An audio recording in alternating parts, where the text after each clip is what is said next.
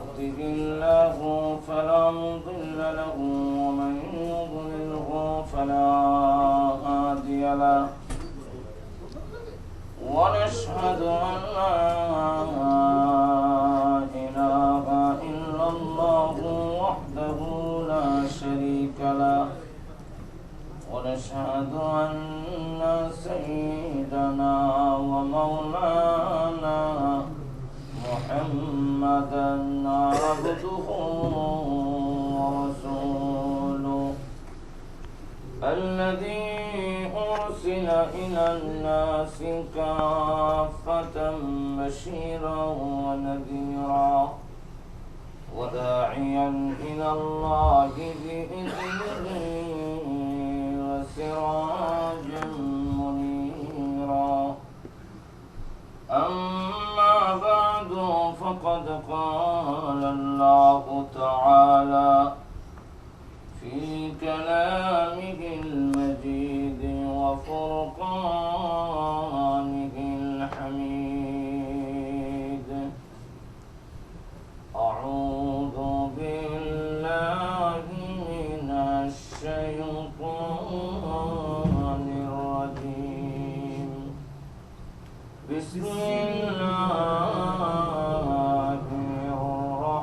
الرحمن الرحيم لقد من الله على المؤمنين إذ بعث فيهم رسولا منهم يتلو عليهم آياته ويزكيهم ويعلمهم الكتاب والحكمة وإن كانوا من قبل لفي ضلال مبين بارك الله لنا ولكم في القرآن العظيم ونفعنا وإياكم بالآيات والذكر الحكيم صلى الله على سيدنا ومولانا محمد وعلى آله وأصحابه صلى الله على سيدنا ومولانا محمد وعلى آله وأصحابه মুআজ্জাজ মুকাররম উলামায়ে কেরাম উপস্থিত সমবেত প্রাণপ্রিয় মুসলমান ভাইরা পর্দার অন্তরালে অবস্থানরত অত্যন্ত শ্রদ্ধেয় মা ও বোনেরা, আমি আপনাদের সামনে পবিত্র কোরআন শরীফের সূরা আলে ইমরানের একখানা আয়াত কারিমা তেলাওয়াত করেছি। এই আয়াতের মধ্যে প্রথমেই আল্লাহ বলছেন, নিশ্চয় নিশ্চয় মুমিনদের উপরে আল্লাহ ইহসান করছেন, অনুগ্রহ করেছেন যখন তাদের মাঝখান থেকে একজনকে রাসূল হিসেবে প্রেরণ করেছেন।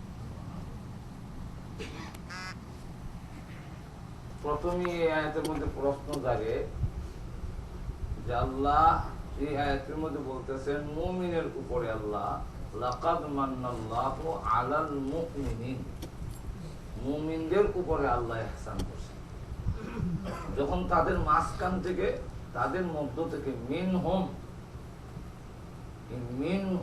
দিয়া মুমিনদেরকে বুঝাইছেন। মুমিনদের উপরে আল্লাহ ইহসান করছেন, তাদের মাঝখান থেকে একজনকে আল্লাহ রাসূল বানিয়েছেন। প্রশ্নটা হইল, অন্য আয়াতের সাথে এই আয়াতটা কিছু সাংঘর্ষিক বললে মনে হয়। আরেক আয়াতের মধ্যে আল্লাহ রাব্বুল আলামিন বলছেন, ওয়ামা আরসালনাকা ইল্লা রাহমাতাল লিল আলামিন, বিশ্বনবী রাহমাতুল লিল আলামিন, তিনি বলেন সারা বিশ্বের সমস্ত মাখলুকের জন্য তিনি আল্লাহর ইহসান, আল্লাহর দয়া। রাসূল সারা বিশ্বের সমস্ত মাখলুকাতের জন্য হলেন রহমত।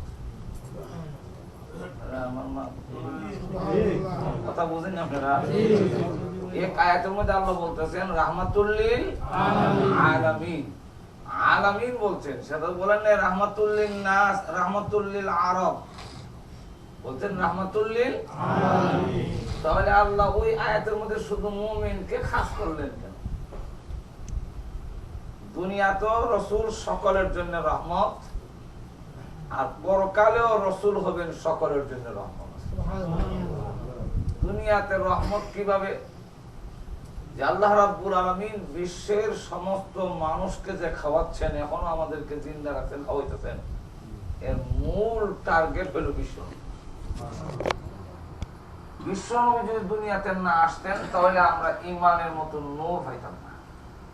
বলে ইমানের মতো মুমিন যে তার ইমান হয়েছে, ইমান হওয়ার মাধ্যম হলো কার মাধ্যমে হয়েছে? বিশ্ব নবী মাধ্যম। আর ইমানদার যতদিন পর্যন্ত পৃথিবীতে বেঁচে আছে, বেঁচে থাকবে, ততদিন পর্যন্ত আল্লাহ আসমান জমিন ঠিক রাখবে। তাহলে ইমানদারের কারণে আল্লাহ আসমান জমিন খারাপ রাখছেন, আর ইমানদারের ইমান হয়েছে বিশ্ব নবীর মাধ্যমে, তিনার বদলতে। তাহলে মূলে সারা বিশ্বের সকলকে আল্লাহ খাওয়াইতেছেন বিশ্ব নবীর উসিলা। এক্সাম্পল দিলে সহজে বুঝতে পারবেন। বিয়া বাড়িতে যা কিছু আয়োজন করা হয়, উসিলা কেডা? জামাই। কিন্তু বরযাত্রী যারা আসে এরা খাওয়ায় না? আশেপাশের লোক, আত্মীয় স্বজন, বাড়ির কুত্তা বিলায়, মূল উসিলা কেডা? জামাই। জামাই কিন্তু কুকুরে বুঝে না কার উসিলায় খায়, বেঈমান কারও বুঝতেছে না কার উসিলায় খাইতেছে। কুকুর বুঝে না জামাই উসিলা যে খাইতেছে। জামাই যদি ঘর থেকে বের হয়, কুকুর কিন্তু গালি দিতে আর দেরি হয় না, ভক্য একটা গালি দিয়ে বুঝতে সুযোগ পাইলে আবার তার পায়ের মধ্যে কামড় দিয়েও ধরে। যার উসিলায় খাইলো তারা গালিও দেয়, কামড়ও দেয়। ঠিক তেমনি হবে বেঈমান কাফেররাও বুঝে না কার উসিলায় আল্লাহ খাওয়াইতেছেন। না বুঝার কারণে যেই নবীর উসিলায় খায় সেই নবীকে সন্ত্রাসী বলে গালিও দেয় এবং নবীর উপরে হামলাও করে। কিয়ামতের মাঠে দুনিয়াতে যেমন সকলের জন্য রহমত, আবু বকর সিদ্দিকের জন্য যেমন রহমত ছিলেন, আবু জাহেলের জন্য রহমত, আবু লাহাবের জন্য রহমত, ঠিক তেমনি হবে কিয়ামতের মাঠেও নবী সকলের জন্য রহমত হবে। কিভাবে রহমত হবেন? কিয়ামতের কঠিন ময়দানে আল্লাহ রাব্বুল আলামিন বিশ্ব নবীর সুপারিশ না করা পর্যন্ত বিচার আরম্ভ করবেন। হাসরবাসীরা, সেখানে মুমিন হোক, কাফের হোক, বেদিন হোক, নাস্তিক হোক, সব হাসর মাঠে থাকবে। তো সেই হাসরের মাঠে সমস্ত নবীরা পর্যন্ত নফসি নফসি বলতে থাকবে। সকল হাসরবাসীরা আদম আলাইহিস ইসলামের কাছে গিয়ে বলবেন যে আল্লাহর কাছে বলেন বিচারটা আরম্ভ হওয়ার জন্য। জাহান্নামের ফয়সালা যদি হয় তো হয়ে যাক, তো হাসরের মাঠে বিচারটা শুরু। এই 50,000 বছর দাঁড়াই আছি, আমাদের আর সহ্য হচ্ছে না, হয়তো জান্নাত না যাও, এটা ফয়সালা হয়ে যাক। এই কথাটা বলবে কে আল্লাহর কাছে? সকল মিলে আদম আলাইহিস ইসলামের কাছে যাবেন যে আপনি তো সকলের পিতা, গোটা মানব জাতির বা হলেন আপনি, সুতরাং আল্লাহর কাছে একটু বলুন বিচারটা আরম্ভ হওয়ার জন্য। হযরত আদম আলাইহিস ইসলাম বলবেন আমার ভয় হয় উল্টা যদি আমাকে ধরে বসে। আল্লাহ যদি জিজ্ঞাসা করেন আমি না করছিলাম গন্ধম খায় মাথা খাইছিল কেন, এটা জবাব দিয়ে দেওয়া। হাদিস শরীফের মধ্যে আসছে তোমরা ইউতু নূহা, নূহ আলাইহিস ইসলামের কাছে যাও, ওনার কাছে গিয়ে বলো। হাসরবাসীরা দল মত নির্বিশেষে মুমিন, কাফের, নাস্তিক, আস্তিক যা আছে সব গিয়ে বলবে হে নূহ আলাইহিস সালাম, আপনি হলেন শরীয়তের প্রথম নবী, অতএব আল্লাহর কাছে বলুন বিচারটা আরম্ভ হোক। এই বিচারটা আরম্ভ হওয়ার জন্য যে সুপারিশ করা, এরা আপনি একটু করেন। নূহ আলাইহিস সালাম বলবেন আমার ভয় হয়, আমি পারবো না। বলে কেন? আল্লাহ যদি উল্টা আমাকে জিজ্ঞাসা করেন না, লক্ষ লক্ষ মানুষ মরল তখন কারোর জন্য বলো নাই, কিন্তু তোমার ছেলে কানান যখন মানে নিচে ডুবে যায় তখন তো তুমি আমার কাছে বলছিলে বাঁচাবার জন্য।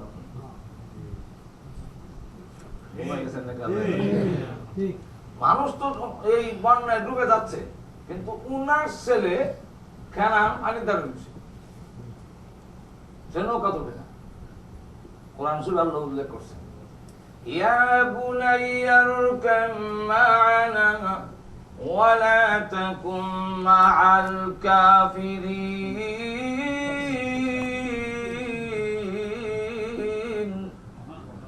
যখন এইভাবে বলে আদরের ছেলে সন্তান ইরকাম মানা, আসো নৌকাত উঠো, আরোহণ করো, নৌকাত উঠো, কিন্তু কাফিরদের সাথে হয় না। ছেলে জবাব দিল, قال سآبي إلى جبل يعصمني من الماء। না, আমি অচিরে কোন একটি পাহাড়ে আমি আশ্রয় নিব, কোন একটি পাহাড়ে আমি উঠে যাব, পানি আমাকে স্পর্শ করতে পারবে না। বাবা এবং ছেলে কথা বলতেছেন, ওয়াহালা বাইনাহুমাল মাওজু ফাকানা মিনাল মুগরাকিন।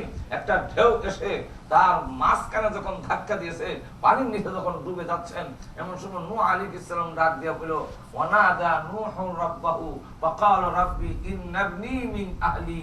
আয় আল্লাহ, এটা তো আমার পরিবারের, তুমি না ওয়াদা দিয়েছো আমার পরিবারের যে তাকে তুমি মারবে না।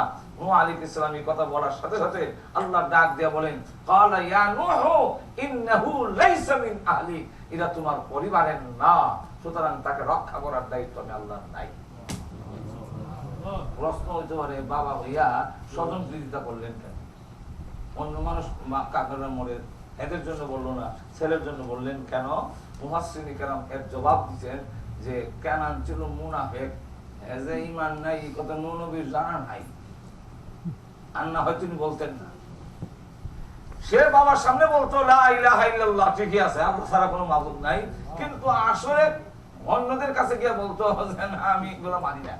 তো সে ছিল মুনাফিক, না জানা থাকার কারণে তিনি বলছেন এটা তো নবীর কোনো দোষ নয়, এটা তো কোনো অপরাধ নয়। কিন্তু এরপরে নূহ আলাইহিস সালাম বলবেন কিয়ামতের মাঠে আল্লাহ যদি পাল্টা আমাকে জিজ্ঞাসা করেন, আমি কি জবাব দেব? আমি পারবো না আল্লাহর কাছে বিচারের সুপারিশ করতে। তোমরা চলে যাও ইব্রাহিম আলাইহিস সালামের কাছে। তো ইব্রাহিম আলাইহিস সালামের কাছে গিয়ে বলার পরে তিনিও বলবেন আমি পারবো না। আমিও মনে করি এইটা আমি কেন বলছিলাম, আমি আসলে কোনো অসুস্থ ছিলাম না। গোটা জাতি যখন মূর্তি পূজায় গিয়ে লিপ্ত হলো, আমাকে বললো ইব্রাহিম চলো, আমি তখন বলছিলাম ফাকালা ইন্নী সাকিম, আমি অসুস্থ, আমি পারতাম না। অথচ শারীরিক কোনো অসুস্থতা, জ্বর তাপ আমার শরীরে ছিল না। অসুস্থ বললেন যে মিথ্যা কথা বলেন, মিথ্যা কথা না। অসুস্থতা দুই রকম, একটা হইলো মনের অসুখ, আর একটা হইলো শরীরের অসুখ। মনের কিছু অসুখ আছে না, এটা ফাকালা ইন্নী মারিজ বলে নাই, বলতেন ফাকালা ইন্নী সাকিম। সাকিম বেমারটা দিলের সাথে সম্পর্ক, মারিজ বেমারটা এই অসুস্থতা এটা হলো দেহের সাথে সম্পর্ক। ইব্রাহিম আলাইহিস সালাম ফাকালা ইন্নী মারিজ বলেন নাই, বলতেন ফাকালা ইন্নী সাকিম, আমি অসুস্থ মানে শারীরিক অসুস্থ নয়, তোমাদের এই সমস্ত শিরকি কাজ কারবারে আমি মনের দিক থেকে অসুস্থ। তাহলে এটা কি মিথ্যা কথা? এটা তো কোনো অপরাধ না। কিন্তু এর ফলও একটা কথার দুইটা অর্থ হয়, এমন গ্যাস লাগাই কথা কেন বলছিলা, এটার জবাব দেওয়া যাও, উল্টা আমাদের জায়গায় পারতাম না, অথবা আমার সুপারিশের দরকার নেই। তোমরা যাও, কই যাবো? মুসা নবীর কাছে। মুসা আলাইহিস সালামের কাছে যাওয়ার পরে তিনিও বলবেন আমি আসলে মরে যাক এই নিয়তে দিছিলাম না। দুজন মাইল লাগছে, ধাক্কা দিয়ে মাইটা ভাঙ্গাই দিতে গিয়া এটা ধাক্কা দিছি, এরপরে দম দিছে, মরে গেছে। ঘুমাই গেছেন না কেন? তাহলে এটা আমি কেন করলাম? আল্লাহ যদি আমার জিজ্ঞাসা করে আমি পারবো না। তোমরা যাও হযরত ঈসা আলাইহিস সালামের কাছে।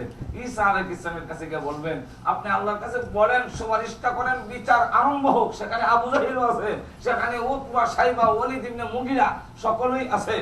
সকলেই যখন এইভাবে সকলেই মানে গিয়া ঈসা আলাইহিস সালামের কাছে বলবে আল্লাহর কাছে একটু বলুন, ঈসা আলাইহিস সালাম বলবেন আমি পারবো না। বলে কেন? আল্লাহ যদি জিজ্ঞাসা করেন তোমার লোকেরা, তোমার উম্মতেরা তোমাকে আমার ছেলে বানিয়েছেন কেন, এটার জবাব দেওয়া যাও, আমি পারবো না। তবে তোমরা চলে যাও বিশ্ব নবীর কাছে। বিশ্ব নবীর কাছে এসে যখন বলা হবে নবীজি, তখন সময় মুমিন, কাফের, আস্তিক, নাস্তিক সকলেই আছে।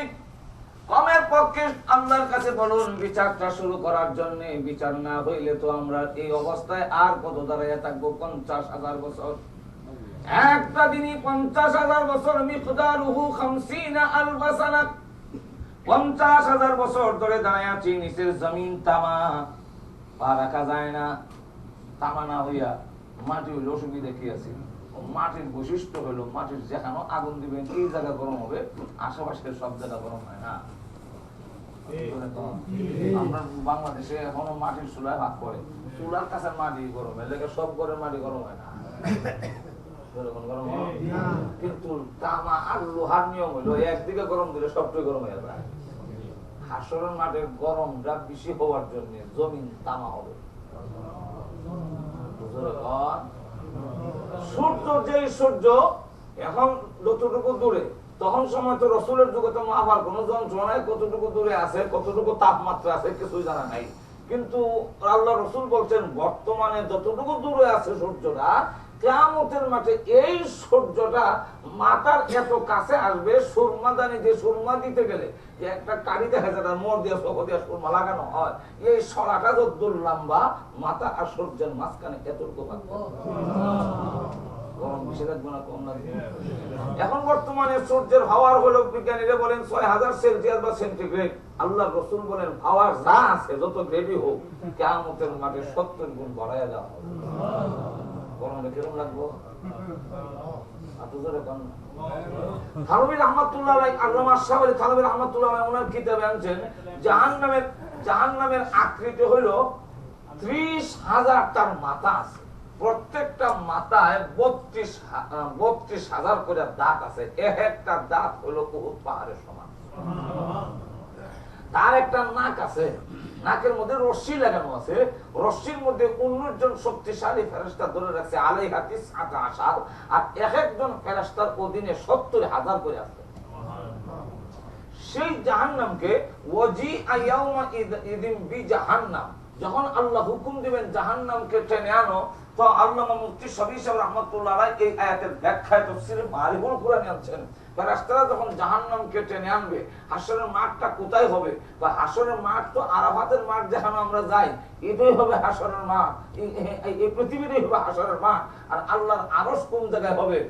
বর্তমান যেখানে কাবা ঘর আছে সেখানে হবে আল্লাহর আরশ। তো এই পৃথিবীর সব ভাঙে সমান করে ফেলে, আর জাহান্নাম যত পৃথিবীর নদ নদীর রেখা আছে, যত নদ নদী আছে সব তো ভরাট হয়ে যাবে। প্রত্যেকটা রেখা দিয়ে জাহান্নামের এক একটা আগুনের জিহ্বা বের হবে। হাসরবাসীকে বলা হবে প্রত্যেককে এতটুকু জায়গা দেওয়া হবে, 2 পা রাখতে যতটুকু জায়গা লাগে এতটুকু জায়গা দেওয়া হবে, এর চাইতে বেশি না। 2টা হাও রাখতে আপনি নারায়া যার একটা জায়গা নেবেন এই সুযোগ নাই, এই জায়গা রাখতে হবে। তিরিশের জমিন তামা, উপরে গরম, এইভাবে আবার জাহান্নামের আগুন চতুর্দিক দিয়ে গ্রাস করতেছে, যেদিকে তাকায় সেদিকে দেখে দুজকের আগুন আসতেছে। এই পরিস্থিতি দেখে তখন মানুষ, সামনের মানুষ বলবে পেছনের দিকে সরো, আগুন আসতেছে, জাহান্নামের লেলিহান জিহ্বা। পিছনের মানুষরা তাকায় দেখে পিছন দিক থেকে আগুনের লেলিহান জিহ্বা দাওয়া করছে, তখন পিছনের মানুষ কয় সামনে যাও, ডাইন দিকের মানুষরা কয় বামে যাও, আগুনের জিহ্বা আসতেছে। বাম দিকের মানুষরা কয় ডাইন দিকে যাবো, কারণ বাম দিক থেকে আগুন আসতেছে। তাহলে ডাইনও আগুন, বামেও আগুন, সামনে আগুন, পিছনে আগুন, আগুন গ্রাস করে ফেলছে। কিন্তু ফেরেশতারা তার রশ্মিটা ধরে রাখছে। এই পরিস্থিতিতে 50,000 বছর দাঁড়ায় থাকা কি সহজ না কঠিন? তখন এই পরিস্থিতিতে আল্লাহর কাছে বলা যে আল্লাহ বিচারটা করে দেন, দেন একটা ফয়সালা করে। আমরা তো শোনার সময় কয় বলে এই কোর্ট কাছারির বারিন্দা দাঁড়ায় থাকতে থাকতে একটা ফয়সালা ওই জিতে বলা, তখন কয় বিশ্ব নবীর কাছে যাবে। আল্লাহর নবীর কাছে যাওয়ার পরে রাসূল বলেন সঠিক জায়গায় এসেছো, এই অধিকার একমাত্র আল্লাহ আমাকে দান। বিশ্ব নবী তখন বলবেন আল্লাহ বিচার ফয়সালা করে না। আল্লাহ রাব্বুল আলামিন রাসূলের সুপারিশে তখন বিচার শুরু করবেন। মাত্র 6 ঘন্টায় সকলের হিসাব শেষ। সুবহানাল্লাহ। হাদিস শরীফের মধ্যে 6 ঘন্টা আছে না, এটা আমি হিসাব করে বই দিছি। হাদিস শরীফের মধ্যে আছে নিসফুন নাহার, অর্ধেক দিন। অর্ধেক দিন বলতে 24 ঘন্টায় একদিন, এই দিন না। সূর্য ওঠার থেকে না ডুবা পর্যন্ত এটা আরবিতে হয় নাহার, আর সূর্য ডুবার পরে আবার সূর্য ওঠার আগ পর্যন্ত এই সময়টাকে আরবিতে বলা হয় লাইল। তাহলে দিন রাত 24 ঘন্টারে কোন সময় দিন বড়, কোন সময় দিন ছোট। এই ছোট বড় সপ্তাহে গড়ে হিসাব করলে 12 ঘন্টা হয়, আর 12 ঘন্টারে অর্ধেক করলে এই সপ্তাহের হিসাব সংক্ষেপে বলেছি। 6 ঘন্টার ভিতরে 6 ঘন্টায় হয় অর্ধেক দিন। এখন প্রশ্ন হয়, আল্লাহ রাব্বুল আলামিন ইন্নাল্লাহা সারিউল হিসাব, আল্লাহ খুব তাড়াতাড়ি হিসাব করতে পারেন, খুব তাড়াতাড়ি হিসাব করনে ওয়ালা, ক্যালকুলেটর আর কম্পিউটার ফেল, আল্লাহ খুব তাড়াতাড়ি হিসাব করতে পারেন। এটা বোঝাবার জন্য আল্লাহ 6 ঘন্টার ভিতরে পৃথিবীর মানুষের গড়া গন্ডায় সবকিছু একবারে আদম আলাইহিস সালাম থেকে নিয়ে কিয়ামত পর্যন্ত যত মানুষ পৃথিবীতে এসেছে তার জীবনের সবকিছুর হিসাব 6 ঘন্টায় করে নেওয়া জিনিসটা কি খুব সহজ?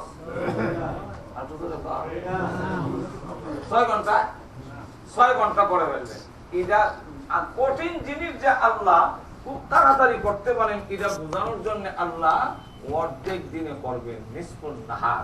আপনারা আরেকটা প্রশ্ন করে তাহলে 1 ঘন্টা করে না গেলে তো আরো তাড়াতাড়ি হইল, আল্লাহ তো 1 ঘন্টায় পারে বুঝলেন না? এটার জবাব দিচ্ছেন যে 1 ঘন্টা না করে অর্ধেক দিন রাখবেন কেন? এনার জবাব হইল যে কাজটা যে কঠিন আল্লাহ খুব কম সময় করছে, কিছু গুরুত্ব বোঝাবার জন্য অর্ধেক দিন রাখা হয়েছে। কোন কাজ যদি অর্ধেক দিন লাগে তাহলে আমরা মোটামুটি বলি আপনি কাজটা বড় শক্ত কাম, আধাটা দিন আমার লাগছে। আর আধা দিনও যদি লাগে না তখন এসে মনে করে কাজটা এত কঠিন নয়, খুব সহজ কাম, 1 ঘন্টা করলি সেটা কোনো কাম নেই। এই গুরুত্বটা বোঝাবার জন্য আল্লাহ আল্লাহ আরো তাড়াতাড়ি করার মতো ক্ষমতা আল্লাহ আছে। তো যাই হোক, বিশ্ব নবীর কাছে আসার পরে যখন বিচার শুরু হয়ে যাবে, মাত্র 6 ঘন্টার ভিতরে বিচারের হিসাব কিতাব সব কমপ্লিট। এবার বলেন সকলেই এই যে প্রথম সুপারিশের মাধ্যমে লাভবান হওয়া, উপকৃত হওয়া, এটা কি শুধু মুমিন হইছে না সবই হইছে? আর রাসূল হলেন দুনিয়া এবং আখিরাতে সকলের জন্য রাহমাতুল লিল আলামিন। তো রাহমাতুল লিল আলামিন এক আয়াতে বললেন, আর আমার তেলাওয়াতকৃত আয়াতের মধ্যে আল্লাহ রাব্বুল আলামিন লাকাদ মান্নাল্লাহু আলাল মুমিনিন বললেন কেন? এই হলো প্রশ্নটা, যে আল্লাহ এখানে মুমিনের জন্য খাস করলেন কেন? আল্লাহ তো আরেক আয়াতে বলছেন সকলের জন্য, তাহলে 2 আয়াত একটা সংঘর্ষ লেগে যায়, যেরকম ঠিক কিনা? এটার জবাব দিচ্ছেন মুফাসসিরিনে কেরাম যে আল্লাহ এখানে মুমিনকে খাস করার উদ্দেশ্য হইল যে নবীজের রহমত এর দ্বারা মুমিনরাই উপকৃত হবে, লাভবান হবে। এটার উদাহরণ 2টা উদাহরণ দিলে আপনারা সহজে বুঝে ফেলবেন। দেব উদাহরণ? এর মধ্যে একটা উদাহরণ আমার বানাই না, এটা তাফসীর কিতাবই দিছে। উদাহরণ হইল কোন একটা লোক ডাক্তারের কাছে যাওয়ার পরে গিয়ে দেখলো তার প্রেসক্রিপশনের নিচে লেখা গোশ, ডিম, দুধ, কলা, মাখন, ঘি স্বাস্থ্যের জন্য খুব কল্যাণকর, খুব উপকারী। এখানে সবির আলী, দবির আলী, কালু, লালু, নসরুদ্দিন, বসরুদ্দিন কেউ নাম লেখা। আমার কথা বুঝছেন? এটা কি অমুকের লেগে উপকারী, তুমুকের লেগে ক্ষতিকর এমন ভাবে লেখছেন না? সকলের জন্য, সকলের জন্য গোশ, ডিম, দুধ, কলা, মাখন, সবির আলী হোক, দবির আলী হোক, এইভাবে লেখা সকলের জন্য উপকারী। এই লেখাটা দেখে একজন খাইয়া গোশ, ডিম, দুধ, কলা, ঘি, মাখন খাইয়া উন্নতি হবে দূরের কথা, মর বাড়ার সামান্য বাড়ি। তাকে ডাক্তারের কাছে আবার নেওয়া হইল। সে গিয়ে বলতেছে, ডাক্তার সাহেব আমার চিকিৎসা করবেন পরে, আগে আপনার প্রেসক্রিপশনের নিচে যাবেন লেখা এই জায়গাটা কাটেন, আর কোন বেড়া মরবো তার কোনো নিশ্চয়তা নেই। আপনার এই কথা বইলে আমি খাইয়া আজরাইলের সাথে দেখা হইবে না, সামান্য বাকি আছে। ডাক্তারও কয় এটা তো চিকিৎসা শাস্ত্রের কথা, গোশ, ডিম, দুধ, কলা, ঘি খাইলে স্বাস্থ্যের উন্নতি হয়, তোমার যে উন্নতি না হয়ে অবনতি হইল কেন? হয়তো তো পারে না। কতকান চক্ষু বন্ধ করিয়া মোরাকাবাদ বসি, মোরাকাবা করিয়া কয় তোমার পেটের অবস্থা কিরকম? আজকে 3 সপ্তাহ ধরে আমার ডায়রিয়া। ডায়রিয়া বুঝে না মনে হাত পা ভাঙানো হতো। আচ্ছা মনে করলাম এই 3 সপ্তাহ ধরে হাত পা ভাঙানো, আমার চোখ কাতার গেছে, স্বাস্থ্য নষ্ট হয়ে গেছে, তা আপনি যে বলছেন গোশ, ডিম, দুধ, কলা খেলে স্বাস্থ্যের উন্নতি হবে, এর লেগে মনে মনে ভাবছিলাম যে কি দেখাইয়া ক্ষতি পূরণ করে লাই, এখন কি খাইতে গিয়ে আমার আরো অবস্থা এরকম হয়েছে।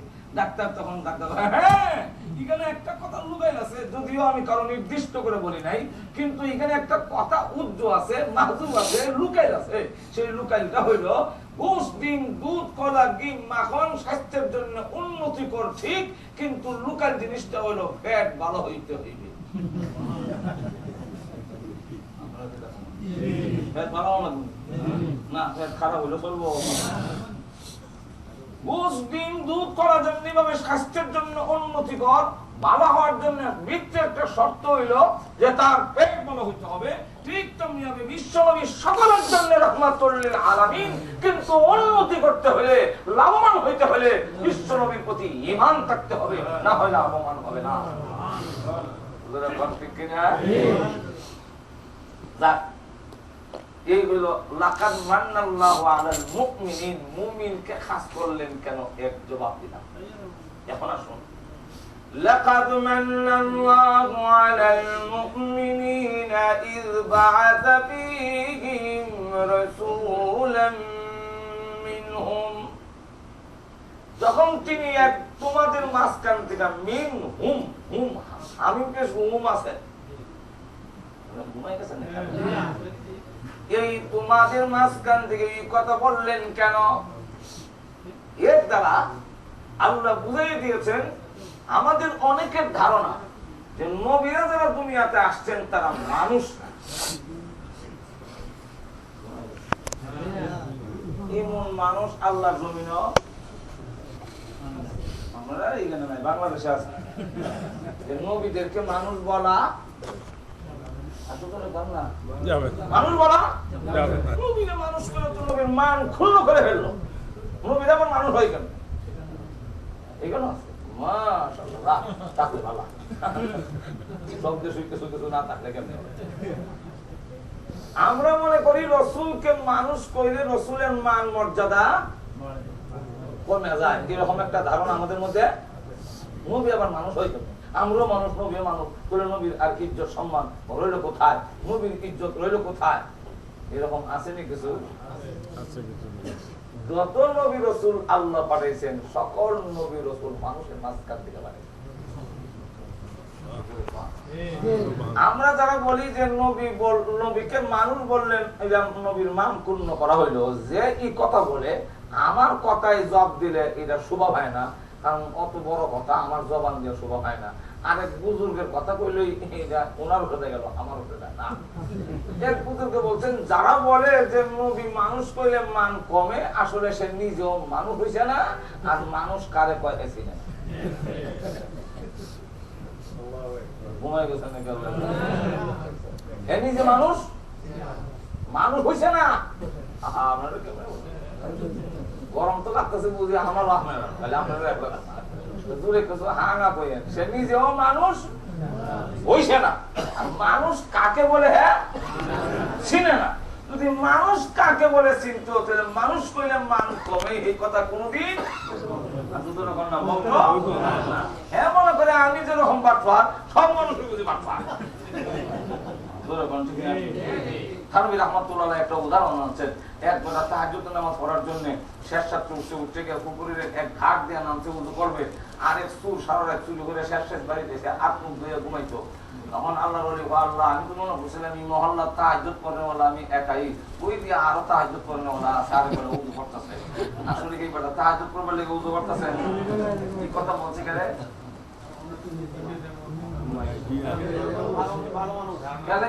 কথা বললো, বলার কারণ হলো সে নিজে তাহাজ্জুদ করেছে। আর সুরে এই দিকটা হাত মুখ দয়ার আল্লাহ মনে করছিলাম সুর বুঝে আমি একলাই মহল্লা, ওই দিকে আরে পুরা আসলে উনি কি সুর? ওনারা সুর করলো কেন?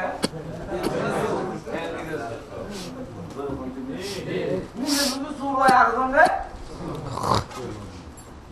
আল্লাহ, আমরা দেশে দেখবেন অনেকে তবলি করে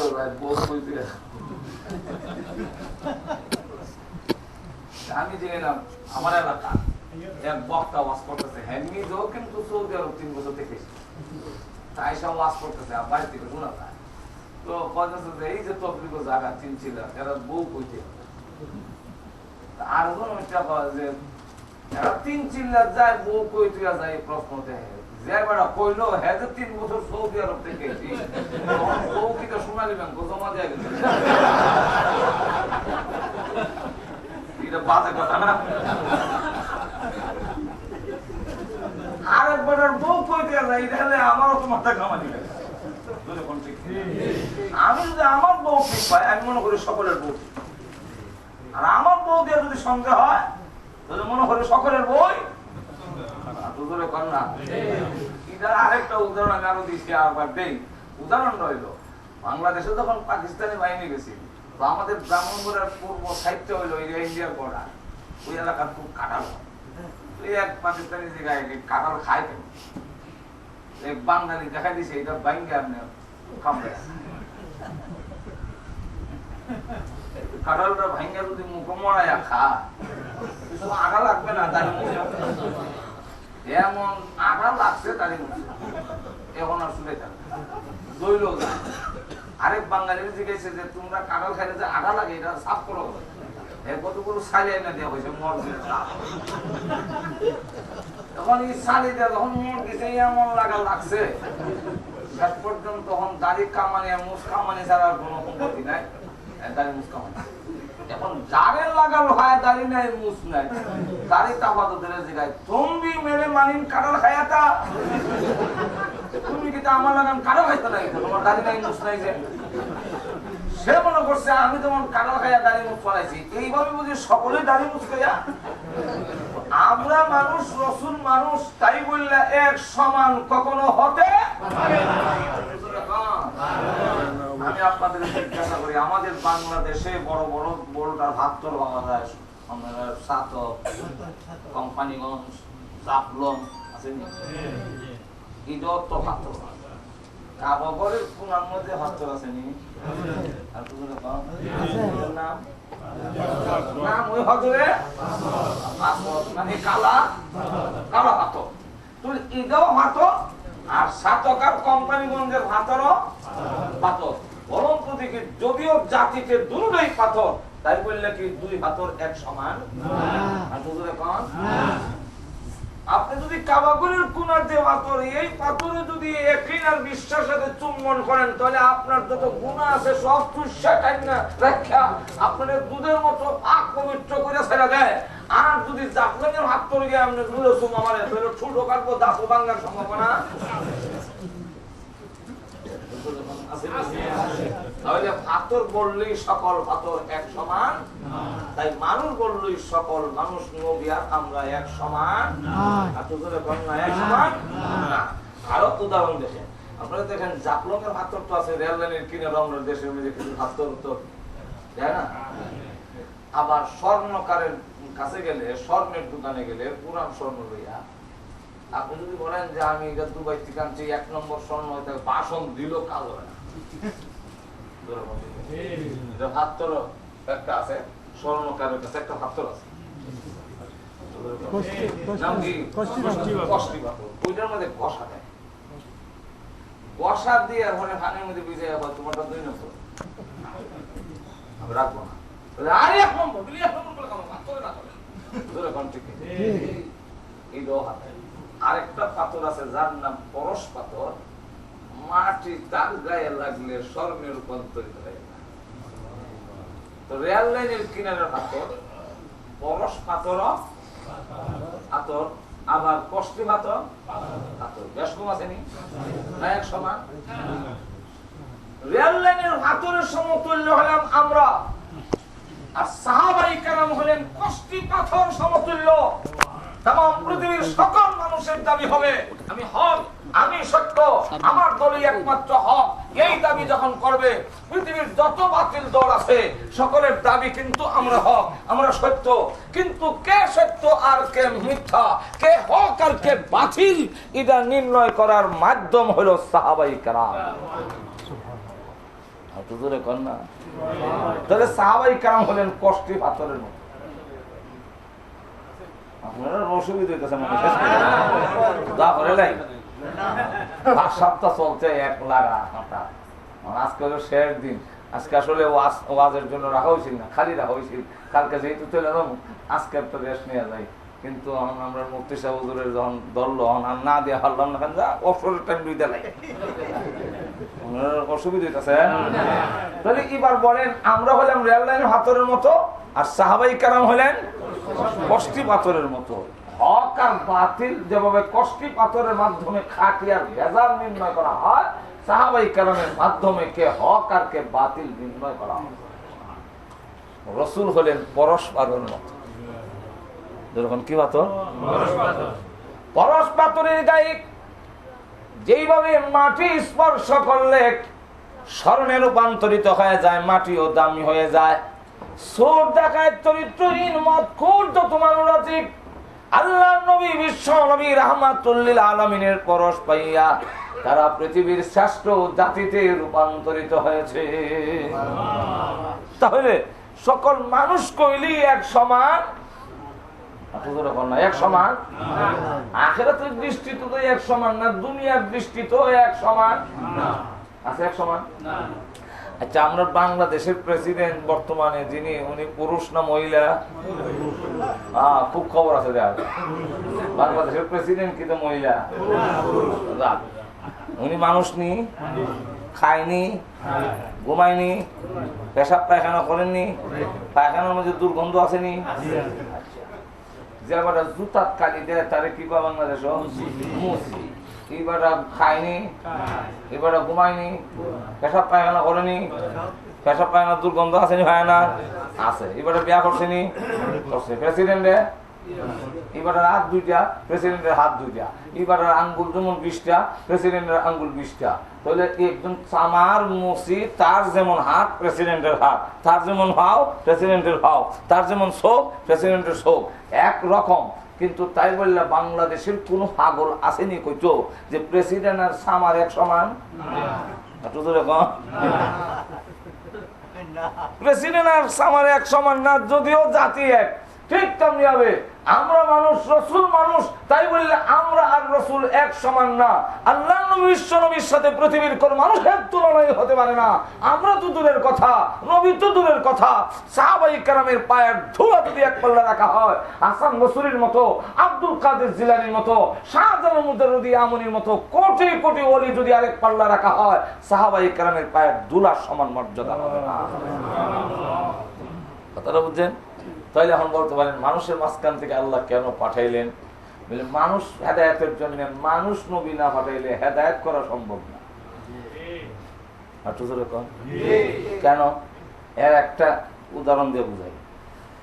মনে করেন আমরা মসজিদে যাই, পেশাবা ধরে লেছে মসজিদে যখন ঢুকছি, পেশাবা ধরছি, জমা তো আরম্ভ হয়েছে, কাকামে চলা কইছি।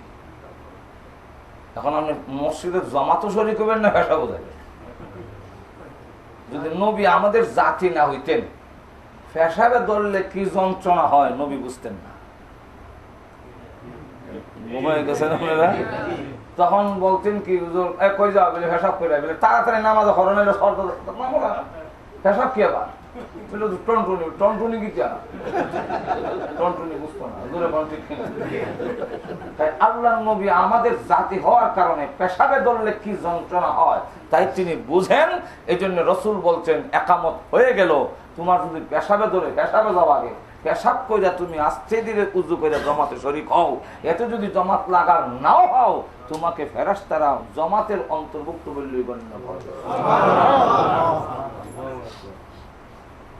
আপনি সারাদিন ঘুরে, আপনার ঘরটা মসজিদের পাশে, সারাদিন ঘুরতে ঘুরতে, কাজ করতে করতে বিকাল 4টার সময় আইসেন, 5টার সময় আইসেন, হাত মুখ ধুইয়া খালি খাওয়ানো বইছেন 5টায়, খাওয়ানো বা 5 মিনিট বাকি আছে, এই দিকটা জমাতের টাইম কায়েম হয়ে গেছে। আর সামনে সামনের সিলেটের বেরুন ভাত, আমরা দেশের বিন্নি ভাত, আর এই দেশের হইল হ্যাঁ, আর কই মাছের ভাজি সব, এরপরে আবার নাগা মরিচ, এরপরে কাঁচা মরিচ সব দিয়ে রাখছে। ফের ওপরে বুক সারাদিন খাইছেন না, খাওয়ান বিট্রিকা জান্ডা গিয়া রয়েছে, এখন খাইবেন না খাক্কা মুখে সলাদ গিয়ে আজরিবেন, কোনটা করবেন? এখন যদি রসুল আমাদের জাতি না হইতেন, ফেরেশতা হইতো, তো খাওয়ান তো জমাতে শরীক হোক, আমার ফেটের বুক বুঝি না কেন আমাদেরকে হারো। ঠিক কিনা? আল্লাহ রসুল কি বলছেন? আল্লাহ রসুল বলছেন, নামাজকে খাওয়ান বানাইও না, খাওয়ান রে নামাজ বানাও। কি বলছেন রসুল? যে তুমি খাও, আর খাও মাঝে মাঝে বলো, এই তাড়াতাড়ি খাবা, জিব্বারে করবেন তাড়াতাড়ি কি নামাজ আরম্ভ হয়ে গেছে, এই কথা বারবার যখন খাওয়ার ফাঁকে ফাঁকে বলবেন তখন আপনার খাওয়ানটা নামাজ হয়ে যাবে।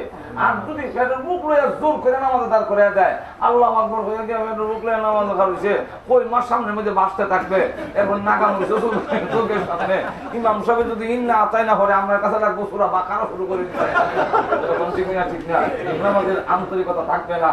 এই জন্য মানুষের সব দুঃখ বুঝার জন্য আল্লাহ মানুষের মাঝখান থেকে নবী পাঠাইছেন। আর একটা উদাহরণ দিব,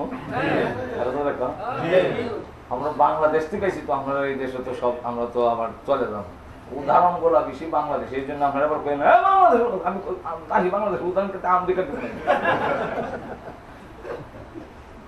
আমাদের বাংলাদেশে বক শিকারীরা বক শিকার করার জন্য একটা বককে দইরে আগে এদের প্রশিক্ষণ দেয়, এরপরে একটা ঘর বানায়, এদের ফাতা দিয়ে ভালো করে ঢাকে, রশ্মি দিয়া বকের ঠ্যাঙ্গের মধ্যে বাঁধবে, লাঠি একটা হাতে আছে, মাঠের মধ্যে গিয়া সে ওই ঘরটার ভিতরে ফাতা দিয়া ঢাকা ঘরটার ভিতরে গিয়ে লুকায়, লুকাইয়া উদ্দেশ্য হলো আরেকটা বক ধরা। সুতরাং আরেকটা বক ধরতে হলে বক দিয়ে ধরা সম্ভব, কাউয়া দিয়ে বক ধরা সম্ভব নয়। আল্লাহ বলেন মানব জাতিকে হেদায়েতের জন্য, মানুষকে স্বীকার করার জন্য মানুষ নবীর দ্বারাই হেদায়েত সম্ভব, জিন্নাত নবী ফেরেশতা নবী দিয়া সম্ভব নয়। যাক, এখন করে কি, উনি লাঠির মধ্যে রশ্মি দিয়া বাঁধিয়া বকটারে ঘরের ভিতর থেকে এইভাবে নাড়ায়, ঘুমাই গেছে মাঝে মাঝে এরকম করে, তো বকটা উপর দিকে গিয়ে আবার এটা নারায়ণের উদ্দেশ্য হলো তার জাতি আর একটা দড়া, ঠিক কিনা? কিন্তু উনি লুকাই ফেলে, আমার দেখলে বক আসবে না। এখন এটাও বক, উড়ন্ত বক যেগুলো আছে সেগুলো বক, কিন্তু দুইটার মধ্যে একটু পার্থক্য আছে। কি পার্থক্য? উড়ন্ত বক গুলো মালিকের প্রশিক্ষণ প্রাপ্ত নয়, আর মালিকের কাছে যে বকটা, এটা মালিকের প্রশিক্ষণ প্রাপ্ত বক, ট্রেনিং দেওয়া। বুঝলে কিছু হাঙ্গা দুইটা বকের মধ্যে কিছু বেশ কম আছে, উড়ন্ত বকটা আর মালিকের কাছে যে বক, হেভি প্রশিক্ষণ দেওয়া নয় মালিকের, আর যারা রশি দিয়া বান্ধা এটা মালিকের প্রশিক্ষণ দেওয়া। দুই নম্বর হলো উড়ন্ত বকের সাথে মালিকের কোনো সম্পর্ক নাই, কিন্তু যেই বক্তার লাঠির সাথে আছে, যদিও সে আলাদা, কিন্তু একটা যোগ সূত্র আছে, রশ্মি বান্ধা আছে, মালিকের লুকাইতে কেন নাড়া, তার সাথে সম্পর্ক হলো রশ্মির। ঠিক তেমনি হবে দুনিয়ার সমস্ত মানুষ হলো জঙ্গি বগের মতো, আর নবীরা হলেন আল্লাহর প্রশিক্ষণ প্রাপ্ত। দুনিয়ার মানুষের সাথে কোনো আল্লাহর সম্পর্ক নাই, কিন্তু নবীদের সাথে ওহির দূর বান্ধা আল্লাহর সাথে ডাইরেক্ট সম্পর্ক।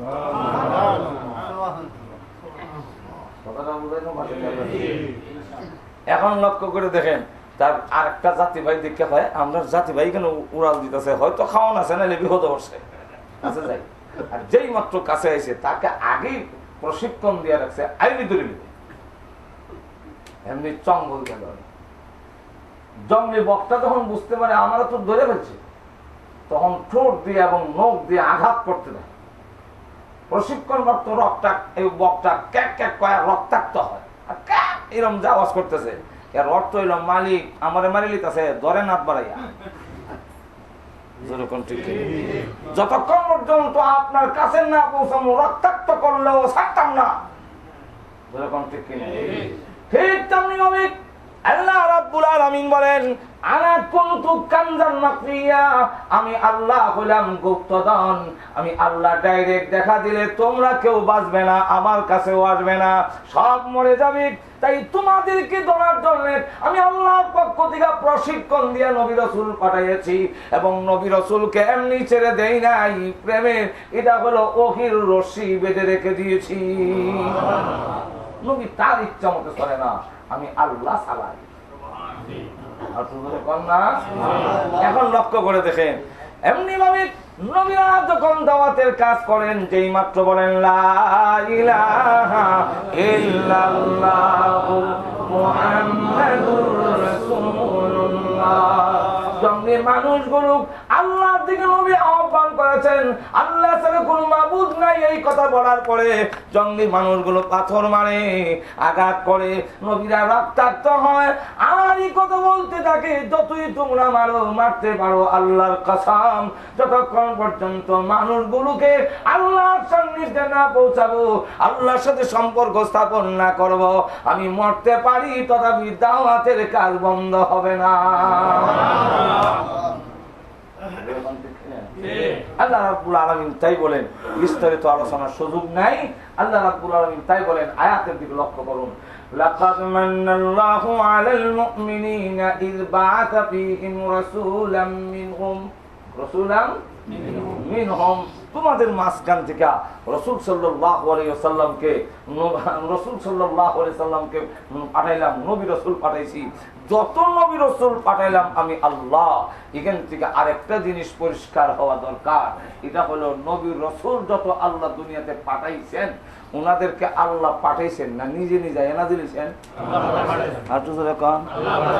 আর আল্লাহ পাঠাইছেন কথার দ্বারাই বোঝা যায় আল্লাহ আর নবী এক সমান হতে, কারণ পাঠাইছেন যিনি আর যাকে পাঠাইছেন দুজন এক সমান হয় না। দুই নম্বর হলো পাঠাইছেন কথার দ্বারাই বোঝা যায় যিনাকে পাঠাইছেন উনি ওনার কাছে আইছেন না, যিনি পাঠাইছেন তার কাছে আইছেন। তিন নম্বরটা হলো পাঠাইছেন কথার দ্বারাই বোঝা যায় কিছু দিয়া পাঠাইছেন, এমনি পাঠান নাই। আমার এই কথাটা আল্লাহ এক আয়াতের মধ্যে পরিষ্কার করে বলে দিয়েছেন। বলবো আয়াত? আল্লাহ বলেন, هو الذي أرسل رسوله بالهدى ودين الحق ليظهره على الدين كله ولو كره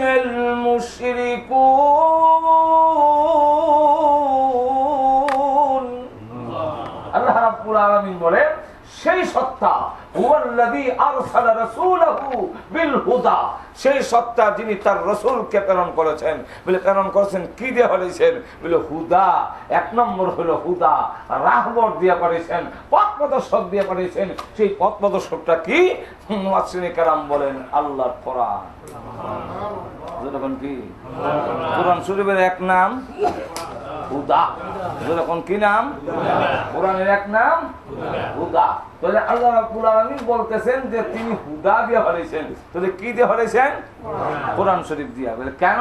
বলে আমি আল্লাহ বুঝি কি দিয়ে মানুষকে হেদায়েত করা সম্ভব, চরিত্রহীন মানুষের চরিত্র কিভাবে পরিবর্তন করা সম্ভব, গরু ছাগলকে লাঠি পিটাই আটকায় রাখা সম্ভব, রশি দিয়ে বাঁধে আটকায় রাখা সম্ভব, কিন্তু মানুষকে পিটাইয়া ভালো করা সম্ভব নয়। বরং মানুষ এমন এক জাতি, ফিরতে থাকলে শেষ পর্যন্ত এটা ইসলাম না হইয়া ফিসলা হয়ে যায়।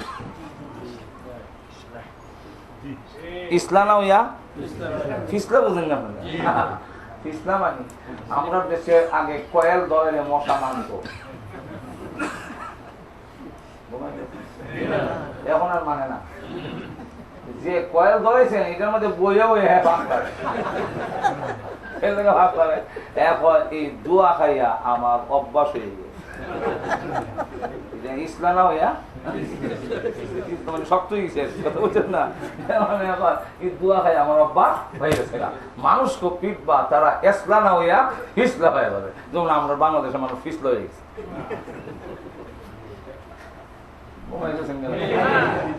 সুতরাং ইসলাম করতে হইলে মানুষের কিভাবে ইসলাম করা যাবে তার ব্যবস্থাপনা আমি আল্লাহ কোরআনে দিয়া অবনবীজি এই অসভ্য বর্বর জাতিকে পরিবর্তন করার জন্য আমি আল্লাহ আমার পক্ষ থেকে কোরআন শরীফ দিলাম। যেরকম কি দিলাম? আরো জোরে কোন? আমার কোরআন শরীফ দিয়ে সম্ভব, কোরআন ছাড়া সম্ভব নয়। আপনি দারোগা না, নাহলে আল্লাহ ইচ্ছা করলে রসুলকে মাঝখানে রেখা জিবরাইলকে যেহেতু আল্লাহ মন্ত্রী বানাইছেন, রসুল হাতিয়া কাদিসে বলেন যে আল্লাহ আমার 60 জন মন্ত্রী, আমার মন্ত্রী পরিষদ হইল 60 জন লইয়া, আমার 60 জন মন্ত্রী, 2 জন জমিনে 2 জন আসমানের উপরে, 2 জন জমিনের, একজনের নাম আবু বকর আরেকজনের নাম ওমর, আর 2 জন আসমানে থাকেন, একজনের নাম জিবরাইল আরেকজনের নাম মিকাইল। আজরাইল মিকাইল, এই দুইজন হইল আমার আসমানের মন্ত্রী। এখন যদি রসুল বলতেন জিবরাইল হইল স্বরাষ্ট্রমন্ত্রী আর ইসরাফিল হইল পররাষ্ট্রমন্ত্রী, আর মিকাইল, দুইজন আমি যখনকে বলবো আবু জাহেল কও লা ইলাহা ইল্লাল্লাহ, যদি আমি মানব না আপনি নবী হইলেন কেমনে, আর জিবরাইল যদি টাচ করে দিলে হর মাত্র তাহলে আবু জাহেলের দাদা পর্যন্ত বলে লা ইলাহা ইল্লাল্লাহ মানলাম, যদি কোন ঠিক না ঠিক না। এটা না করে আল্লাহ কেন বললেন ফাযাক্কির ইন্নামা আনতা মুযাক্কির লাস্তা আলাইহিম বিমুসাইতির। হে নবী, আপনি নসিহত কর্মীওয়ালা, আপনি উপদেশ দেনেওয়ালা, লাস্তা আলাইহিম বিমুসাইতির, আপনি দারবানা, আপনি শাসক না। আল্লাহ রাব্বুল আলামিন তার রাসূলকে শাসক না বললেন কেন? এই কথার দ্বারা প্রমাণিত হয় শাসক মানুষ ভালো করতে পারে না। ঘুমায় গেছে আরো দূরে কন, যার বাস্তব প্রমাণ হলো আমাদের বাংলাদেশ স্বাধীন হয়েছে, আগেরটা বাদ দিয়ে এলাম, এর আগের খবর আমি বেশি জানি না, কারণ পাকিস্তানি আমি দেখছি, পাকিস্তানি বাহিনী দেখছিও না, সুতরাং রাজাকার হওয়ার কোনো সম্ভাবনা আমার বেলা নাই। ঘুমাই গেছেন পাকিস্তানি বাহিনী আমি দেখছি না, আমি রাজাকার মুখ করছি যা এখন যদি ফোন পেলে হামদারি যারা গাও দেয় সব রাজাকার তার দাম করে। এখন লক্ষ্য করে দেখেন যে আমি খুব ছোট, এখন এই বাংলাদেশ তো দেখছি 40 বছর হয়েছে বাংলাদেশ আমরা স্বাধীনতা, এর ভিতরে আপনার যে থানা, সব থানা বাদ দিলাম, আমি যে থানাতে আবারও করছি এই থানাটা করতে করি সিলেটের মধ্যে, এটার নাম বালাগঞ্জ, এর নাম কি বালাগঞ্জ। এই বালাগঞ্জের থানার দারোগা 40 বছরের ভিতরে কত দারোগা আইলো আর কত সুর ডাইতে পিটলো, লটকাইয়া বেরিয়েছে, কিন্তু 10 জনের একটা তালিকা কোন থানায় 40 বছরের ভিতরে দেওয়া সম্ভব নয় যে 10টা সুর ডাকাতকে পিটিয়া মারিয়া 10 বেশ বানাইয়া সারিয়া দিয়েছেন। আমি চ্যালেঞ্জ করছি বাংলাদেশ 10 জনের তালিকা থানাতে বের করে দেন, 10টা সুরের দইটা ফিটটা মেরিয়া ভালো করে দিয়েছে। এখন দরবেশ মাথা টুফি দিয়ে তসবিলিয়া খালি আগে পারবে। কিন্তু আমাদের শিক্ষা এবং আমাদের দ্বীনি শিক্ষাকে সন্ত্রাস এবং জঙ্গিবাদের প্রশিক্ষণ বলে যারা বলতে চায়, যারা বুকার স্বর্গে বাস করে, আমরা প্রমাণ করে দেখাইতে পারবো 23 বছরের ভিতরে আমাদের বাংলাদেশেও 40 বছর লাগবে না, 10 বছরের ইতিহাস যদি তালাশ করেন তাহলে বাংলাদেশের মাদ্রাসা শিক্ষার মাধ্যমে, ওয়াজ তাফসীরের মাধ্যমে, দাওয়াত ও তাবলীগের মাধ্যমে, হক্কানি পীর বুজুর্গদের সাহাবতের মাধ্যমে লক্ষ লক্ষ চরিত্রহীনের চরিত্রের পরিবর্তন হইয়া দরবেশে রূপান্তরিত হয়েছে।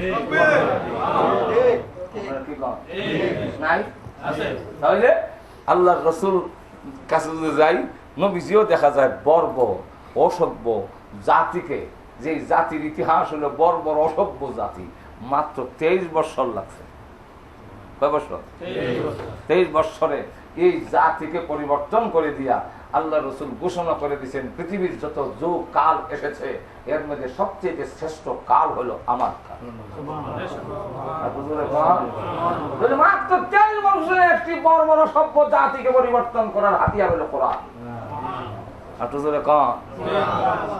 এর নাম কি? কোরআন। কোরআনের মধ্যে যা আছে সব বাস্তব, আর আমরা যা আছে এটা সব অবাস্তব। আমরা বাচ্চারা পরে কবিতার যাই, দেখবেন খারা 2টা শিং মাঠে ভাড়ে ডিম আট্টিমা টিম টিম, খারা 2টা মাঠে ভাড়ে আট্টিমা টিম টিম। আপনার বাচ্চা যদি বলে খারা 2টা শিং মাঠে ভাড়ে ডিম, আমরা দেশের গরু ছাগলের শিং আছে একটা ডিম পারে না, হাঁস মুরগি শিং নেই সবটি ডিম পারে, কোন জানোয়ার যে খারা 2টা শিং মাঠে ভাড়ে ডিম? তখন আমি এক মাস্টারে জিজ্ঞেসলাম, স্যার এই যে কিতা করে খারা 2টা শিং মাঠে ভাড়ে ডিম আট্টিমা টিম টিম, আমরা দেশের গরু ছাগলের শিং আছে একটা ডিম পারে না, আর যারা ডিম পারে একটা শিং নাই, আপনি এই কি করাইলেন? তখন কত এতগুলো ধরেন না, এটা মুখের জড়তা কাটার জন্য একটা কবিতা বানাই। হাসি বলে হাসা, হাসা বলে হাসি, এই বলে তারা করে হাসা হাসি। যদি এইভাবে বানাই দিত, নানি বলে নানা, নানা বলে নানি, এই বলে নানা নানি করে কানা কানি, তত কিছুটা খাটতো। যা গেল কবিতা, জান পুঁথির কিচ্ছা। আমার দেশে পুঁথি পড়তো, পুঁথি বলে মনে করে মানুষ বালা করে লিখব, পুঁথি পড়ে, পুঁথির মধ্যে গীতা, পুঁথির মধ্যে গিয়া দেখা যায় এরা বলে আরে লাখে লাখে মানুষ মারলো কাতারে কাতার রে, গনিয়া বাসিয়া ছায়া দেখে শুধু কয়েক হাজার রে। প্রথম লাইনে লাখে লাখে মানুষ মারলো কাতারে, আর গনিয়া বাচ্চা ছায়া দেখে শুধু কয়েক হাজার। কেমন বিশা কথা আনিলে বিশা শূন্য গিয়া পড়ে, পরে গিয়া দেখবো পত্র ভাইয়া হানি পায়ে শূন্য দিল ওরা, আরে দুই ভাই মইনা হইল কবুতরের জোড়া। কেমন বিশা কথা, মাজুর এখন ঠিক সব অবাস্তব। দুনিয়ার যতগুলো কবিতা এগুলোর মধ্যে অবাস্তবতা বেশি, আর আল্লাহর কোরআনের তালিম যা দেওয়া হয় অবাস্তবতার লেশও নাই।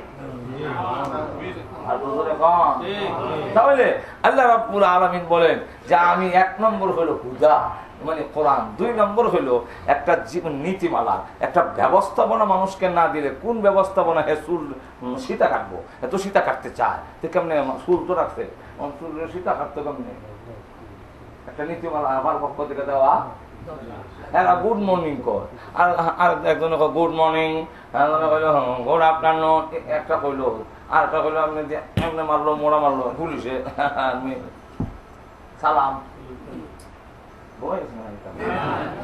হিন্দুরা কইল নমস্কার। ইসলাম তো একটা কচুই কি দিবেন, এই জন্য আমাদের নখ কাটার থেকে নিয়ে চুল কাটা পর্যন্ত, রান্নাঘর থেকে নিয়ে রাষ্ট্র পর্যন্ত সকল ক্ষেত্রে দিক নির্দেশনার নীতিমালার নামই হলো ইসলাম। ইসলামে চুল কাটার থেকে ধরে নখ কাটার, হিসাব পায়খানার থেকে ধরে রাষ্ট্র পরিচালনা পর্যন্ত এমন কোন জায়গা নাই যেখানে দিক নির্দেশনা ইসলামে না। এই দিন দিয়ে হাঁটাইলাম কেন, কেন উদ্দেশ্য গীতা উনার কাজে না আল্লাহর কাজে, মনে আছে না আপনারা? আল্লাহ রাব্বুল আলামিন বলে লিইয়ুযহিরাহু আলাদ দীনি কুল্লি ওয়ালাউ কারিহাল মুশরিকুন।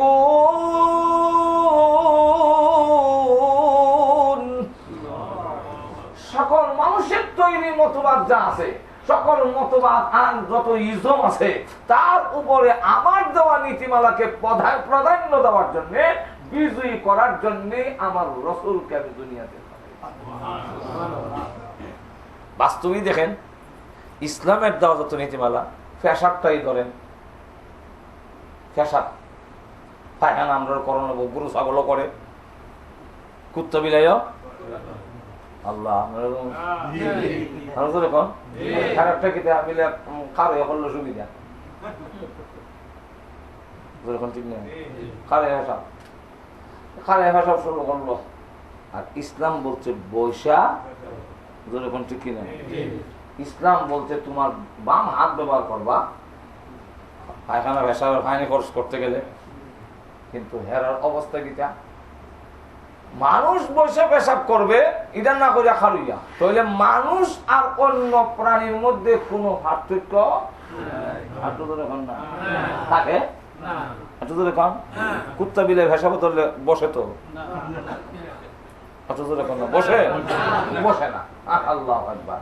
এরপরে পানি খরচ করে, পানি লয়, কুত্তা ভেসাব করে হয় না। যখন মানুষ ইসলামের রীতিনীতি বাদ দিয়ে দেবো, এরাও না বলে আর পানি লয় না। আমরা কইতাম আপনি খবর ভিতরের খবর জানেন কেমন? আমি আপনার দেশের কথা না, ইংল্যান্ডের কথা বলি। ইংল্যান্ডে আমরা জায়গায় জায়গায় আমরা মাঝে মাঝে সফরে গেলে তো পেশাব পায়খানা ধরলে রাস্তার মধ্যে সার্ভিস আছে, সার্ভিস সেন্টার। তুই এখানে যাই গেলে আমরা তো আর এই খালি হারি না, গরম লাগে তো পায়খানা এটা যাও না, এখানে গিয়া দেখি না বদনা আছে না কোনো হানির ব্যবস্থা, খালি শুধু টিস্যু দেওয়া আছে। এতে আর বুঝবার বাকি নাই যে এরা পানি লাগায় না, ওই যদি মুচ্ছে ফেস। এর ফলে আবার কি হয়, আমরা হাত ধুয়ে লাই, হাত ধুয়ে লো আচ্ছা বাম হাত আবার ব্যবহার করে, তো এখন বাম হাত ব্যবহার করো কি বিধান, তো এরা দেখা যায় ফাইন লয় না, হাত ধুয়ে লাই। আচ্ছা এই আদু এলাম যে অতটুকু কি যথেষ্ট? তাহলে এখন বিলাই একটু রকম করে বিলাই আমরা তো সব আয়না করে মাটিতে ঘুরে করে আত মুহ দিয়ে দেয় ইদু দিছি কোথায় পেশাব পায়খানার থেকে ধরে খাওয়া দাওয়ার মধ্যে কোনো পার্থক্য থাকবে না, মানবিক বৈশিষ্ট্য থাকবে না। আর তো ধরে কম বাম হাত দিয়ে খায়, অথচ ইসলাম বলছে ডাইন হাত দেখাও। দেখেন কত সভ্যতা। আর এরা কয় বাম হাত দেখায়। আমরা দেশে অনেক শিখতে শিখতে এগুলো শিখছে, শিক্ষা বাম হাত চা খায়। আবার জিগাইলে উল্টা আরো প্রশ্ন করে। আমাদের ব্রাহ্মণবাড়ির একজন বড় আলেম ছিলেন, যার উপাধি ছিল ফখরে বাঙালি উপাধি, তার নাম হলো তাজুল ইসলাম সাহেব রহমাতুল্লাহ আলাইহি। উনি দেখেন এক লোক বাম হাতে চা খায়, ডাইন হাতে সিগারেট টান। উনি বলেন ভাই ডান হাত দিয়ে চাটা খাও। মনে হচ্ছে আমার লাগানি মোল্লা মুন্সিউল মৌলভী সাহেব সব চিৎকালি বলবেন ডান হাত যেমন আল্লাহ দিয়েছেন বাম হাত আল্লাহ দেন নাই? বলে হ্যাঁ, তুই এক হাত দেখাই নিল। উনি বলেন হ্যাঁ, তাই যদি হয় তো মুখ তো আল্লাহ দুইটা দিছে, একটা উপরে একটা নিচে, চাটা উপরে দেন না নিচে তো চা খাও। কি একটা অসভ্য কথা, একটা অসভ্য কথা না। বলে হ্যাঁ, এটা যদি ডান হাত তো উপরের মুখ তো দিছে খাইবার লেগে, নিচের মুখ ভারিবার লেগে। বলে মুখ যেমন দুইটা, একটা দেখাইবার লেগে একটা ভারিবার লেগে, হাতও দুইটা দিছে, উপরের মুখের লেগে ডাইন হাত, নিচের মুখের লেগে বাম। তোমরা তো দুনো হাত এক কাজে লাগালো, বলে দই লাই সামান্য অসুবিধা কি? অসুবিধা এটার অসুবিধা কি? একটা একদম বলতে বুঝাই, তুই আপনারা বুঝতে থাকবেন বলবো না? অসুবিধা এর মধ্যে একটা হইলো এক্সাম্পল হইলো, এক বিয়ে আরেক বিয়ের দাওয়াত দিছে, তো গেছে, যাওয়ার পরে এখন সব ভাত টাত দিয়া তরি তরকারি সব যখন দিছে, দেওয়ার পরে একটা চামচ দিছে ভাতের লওয়ার জন্য। আমরা দেশের ভাত লইবার চামচটা যেমন হাতের মতো, যেমন হাতের মতো এরকম এরকম এই কেউ দিয়া ভাত লইতে আঙ্গুল দেওয়া আছে খাস কাটা, এইটাতে ভাত লইতে। এমন সময় করছে কি ছোট বাচ্চারা এসে হায়না করে দিছে সামনে। এখন এখানে ওনার ওয়াইফ কেমনে বিয়ের সামনে তো হয়তো পারে না, পর্দার বেশে বা আর কুদালো দিয়ে কতখানে তালাশ করে আনবো, তো দেখলো চামচটা দিয়া কামড়া সারে নাই, চামচ দেওয়া না আলাই দিয়া কেউ বলতে ভালো করে সাবান দই আইন না বাতলো। আর প্লেটে যখন চামচটা রাখছে, বিয়াই চৌগুল খারবারটা কি করবে? বিয়াই অসুবিধা নেই, সাবান দা দই আনছে, বলে সাবান দিয়া না সোনার হতো দই আন লইটা খাইতাম। যে চামচ ব্যবহার করছেন এটা দিচ্ছেন আমার বাতলো ফেললে গিয়া, এটা আমি হবে না, এটা সভ্যতা হইতে পারে না। তাই যদি হয় তো যেই চামচ পায়খানা ব্যবহার করছে এটা আবার দই আইনা দিল ব্যবহার করতে আপনার নাক টানতে হয়। তো যেই আখ আল্লাহ নিষের জন্য ব্যবহার করার জন্য দিচ্ছেন, সেই আখ খাবারে ব্যবহার করা কোন মানবিক সভ্যতা হতে পারে। আর এইভাবে ইসলামের যতগুলো রীতিনীতি সব উন্নত মানের, কথা বলছেন না, সবগুলো সবগুলো উন্নত মানের। যা কি করলাম সব অনেক টাইম নেই, আল্লাহ এই জন্য পাঠাইয়া কয়। এখন এই রসুলকে কেন পাঠাইলাম, চারটা দায়িত্বের কথা আমার তেলাওয়াতকৃত আয়াতের মধ্যে তুলে ধরছেন, বলবো? আল্লাহ বলেন প্রথমটি হইল যে কোরআন দিছি আপনাকে মানুষকে সভ্য বানাবার জন্য, মানুষের পথ দেখাবার জন্য, সেই কোরআন এমন এক কিতাব যে তার মধ্যে এমন ক্ষমতা দেওয়া, এমন হাওয়ার দেওয়া যে এটার তেলাওয়াতই তার মধ্যে তার ক্রিয়া শুরু হয়ে যাবে, তার অ্যাকশন শুরু হয়ে যাবে। অতএব বুঝো আর না বুঝো, বুঝলে তো শুকর আলহামদুলিল্লাহ, না বুঝলেও আমার কালামের কোরআনের তেলাওয়াত করুন, তেলাওয়াতের মাধ্যমেই মানুষের দিল চেঞ্জ হতে থাকে। কি তৈব চেঞ্জ হইব, কোরআন তেলাওয়াতের মাধ্যমে তার দিলের পরিবর্তন চেঞ্জ হয়ে যাবে। বলে এরা কেমনে চেঞ্জ হইব, না বুঝলে কেমনে হইতো? কি বিজ্ঞানের যুগেও এমন মূর্খ লোক আল্লাহর জমিনও আছে, ভয় গেছেন নাকি? আমাদের সমাজে কিছু লোক না বুঝতে পারলে কোনো সব নাই, তো তো ফাঁকির লাগে। এটাই যদি হয় তাহলে 30 পারা কোরআনের সোয়াব, পরিপূর্ণ সোয়াব আল্লাহর জমিনে কেউ হবে না। কেমনে? 30 পারা কোরআনের অনেক শব্দ আছে যে কোনো আলেমও বুঝে নাই। আরো তো দেখা আলিফ লাম মিম, অথচ সওয়াব আসেনি। কে বলছেন? রাসূল বলছেন। যেরকম কে বলছেন? রাসূল। আল্লাহ রাসূল বলছেন আলিফ লাম মিম যদি কেউ উচ্চারণ করে কমের পক্ষে 30টা নেকি তার আমলনামায় দেওয়া হয়। কটা? 30টা। তাফসীর ইবনে কাসিরের মধ্যে আনছেন আলিফ লাম মিম উচ্চারণ করলে 90টা নেকি পাওয়া যায়। আরো তো দেখুন কেমনে বলে একটার ভিতরে 3টা, একটার ভিতরে আলিফ এর ভিতরে 3 অক্ষর, লাম এটার মধ্যে মিম কটা হয়েছে 3 অক্ষর। এবং যদি কাজে লাগে না এরকম না, বৃত্তের অক্ষরটি কামো লাগে আলিফ লাম মিম ওবনি করা হয়েছে নি কেমনে হরণ লাগে আলিফ লাম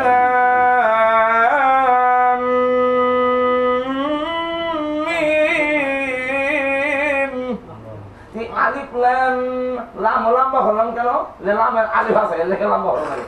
আবার মিম লাম টুটে তো দূরে কেন বলে মিমের পরে মিম আইলে এটা হয় এখানে একদম করতে হয়, একফা করতে হয়, একদম করতে হয় একটার সাথে মিম সাকিনের পরে আরেক মিম আসলে তাহলে দেখা গেল ওইখানে লামের মিমটা আর মিমের মিম দুইটা একটান হওয়ার কারণে এখানে একটা কাজে লাগছে, কাজে লাগাই লাগছে। আরো উদাহরণ দিয়ে বুঝায়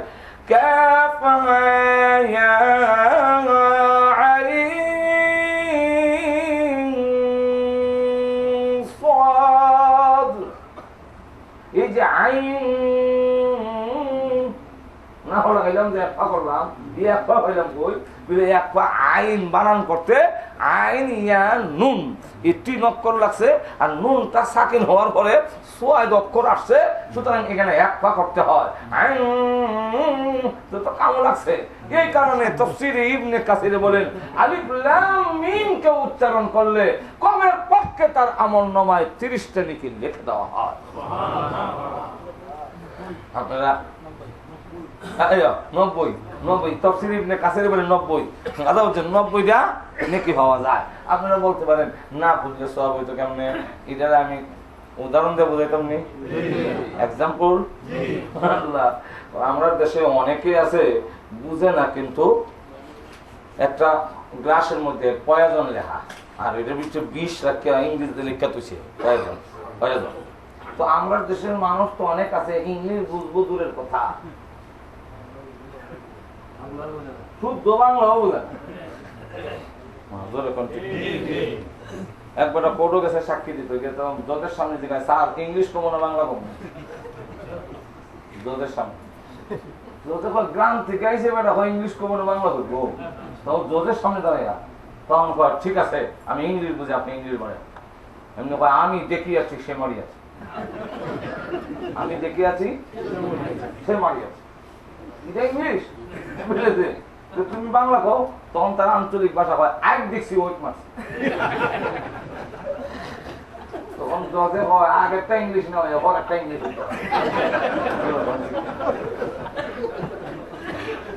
এখন আমি জিজ্ঞাসা করি না বুঝা 20 যদি মধু মনে করে ফান করে 20-এর ক্রিয়া কি হবে? কেন হবে? তার মধ্যে ক্রিয়া হওয়ার ক্ষমতা দেওয়া, বুঝো আর না বুঝো কিনলেই অ্যাকশন হবে। ঠিক তেমনি হবে আল্লাহর কালাম, বুঝো আর না বুঝো অ্যাকশন হওয়া তার মধ্যে দেওয়া। বিশ্বাস করে যদি পড়ো তাহলে অ্যাকশন হবে, কোনো সন্দেহ নাই। তবে শর্ত হইল 2টা। যেরকম কয়টা? সব পাইতে গেলে, অ্যাকশন হইতে গেলে, কাজ হইতে গেলে 2টা শর্ত আছে, বিনা শর্তে নয়। বলবো আল্লাহ কোরআনে বলছেন, আমার কথা না। আল্লাহ 2টা শর্ত দিচ্ছেন, এই 2 শর্ত যদি হওয়া যায় বুঝো না বুঝো অ্যাকশন হইব, সব হইব। কি কি? الذين آتيناهم الكتاب يتلونه حق تلاوته ويؤمنون به। 1 নম্বর শর্ত হলো কোরআন তেলাওয়াত করবা তার হক আদায় করে। তার হক বলতে প্রথম নম্বর কথাটাই হইল কোরআন তেলাওয়াত করবা সহি শুদ্ধ হইয়া।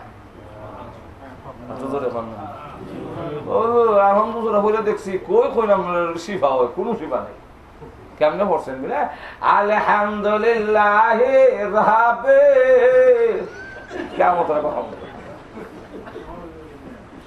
কথাটা বুঝছেন না? 2 নম্বর হইল আল্লাহ শুদ্ধ করে পড়তে হবে। 2 নম্বর হলো এই সূরা ফাতিহা আমার সত্তা, আমার বানানোওয়ালা, আমার আল্লাহর কথা, অবশ্যই কাজ হবে, এটা আমার আল্লাহর কথা।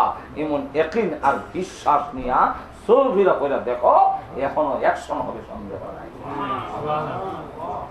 যখন ঠিক কিনা তাহলে শর্ত হইল যখন কয়টা আমরা কই দূর যা হুজুরে ফু দিছে কাজ হয় না না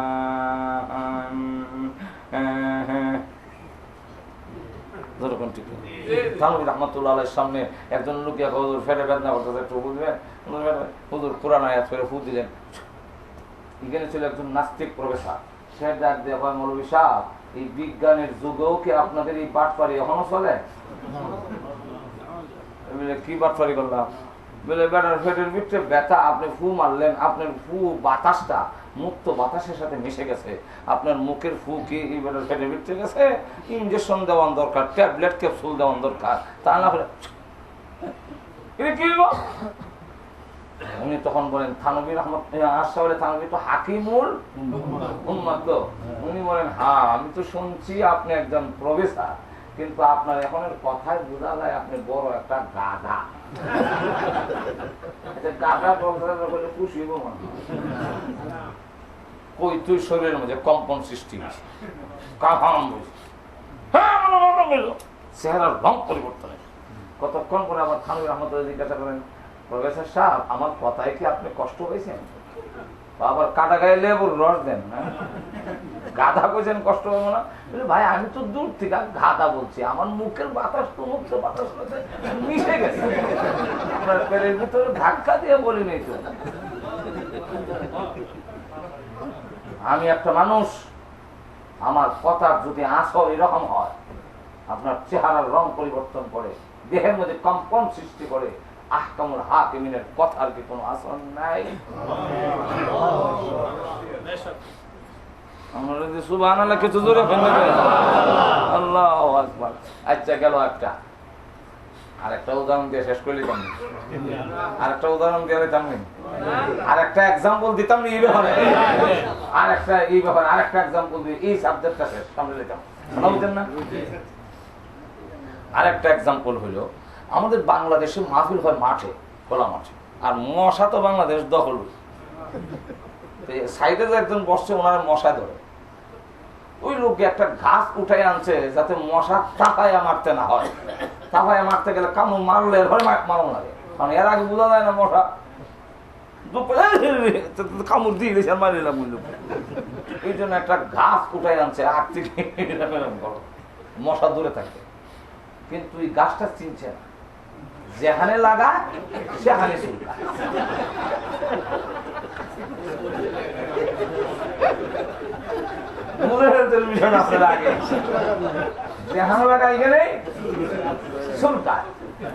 এখন আরেকজন জিজ্ঞাসা করে ভাই তুমি তো দেখা যায় আতে ভাই খাদ্য চাচা এটা তো আনছিলাম গাছটা মশা করানোর জন্য, এখন এটা যেখানে লাগে এখানে চুলকায় কেন?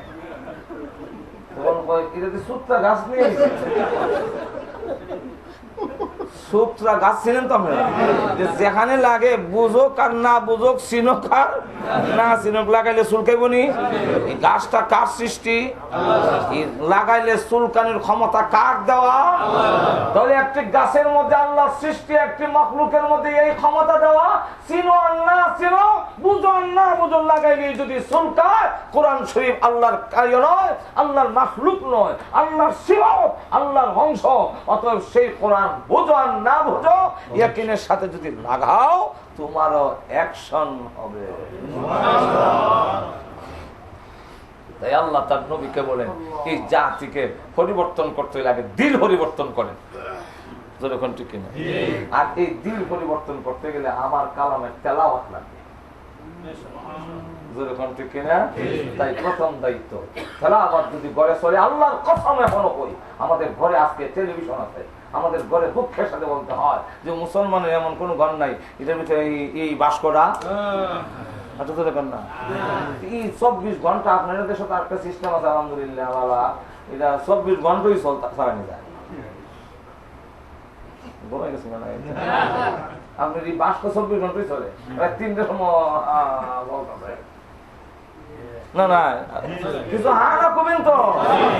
এই বাষ্পটা যত মুতাড়া করা হয়, যত পড়া হয়, যত দেখা হয়, কোরআন শরীফ পড়া হয় না। যদি আজকে আমার ঘরের ভিতরে সকালে আমরা কোনো পুরুষরা দেখতাম ঘুম থেকে উঠা কোরআন না পড়ে খেতে চাষাবাদ করতে গেছে না, কোরআন না পড়ে ঘর থেকে বের হয়েছে না, কোরআন না পড়ে কোনো কাজে গেছে না, এই জন্য তাদের কাজের মধ্যে বরকত হয়েছে। আরো জোরে কম অর্থ ভালো কার না ভালো কুতাইছে, কোথায় কোথায় পড়ে করেন আমরা হাফেজ সাহেব ফরম লাগবো এমন কোনো কথা না। আমরা নজরে বানান করে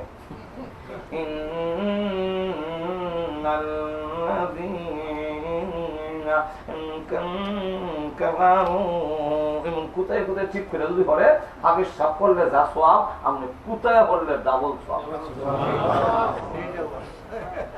আল্লাহ দেখো আমার বান্দা কত কষ্ট করে পড়তেছে রে। আল্লাহু আকবার।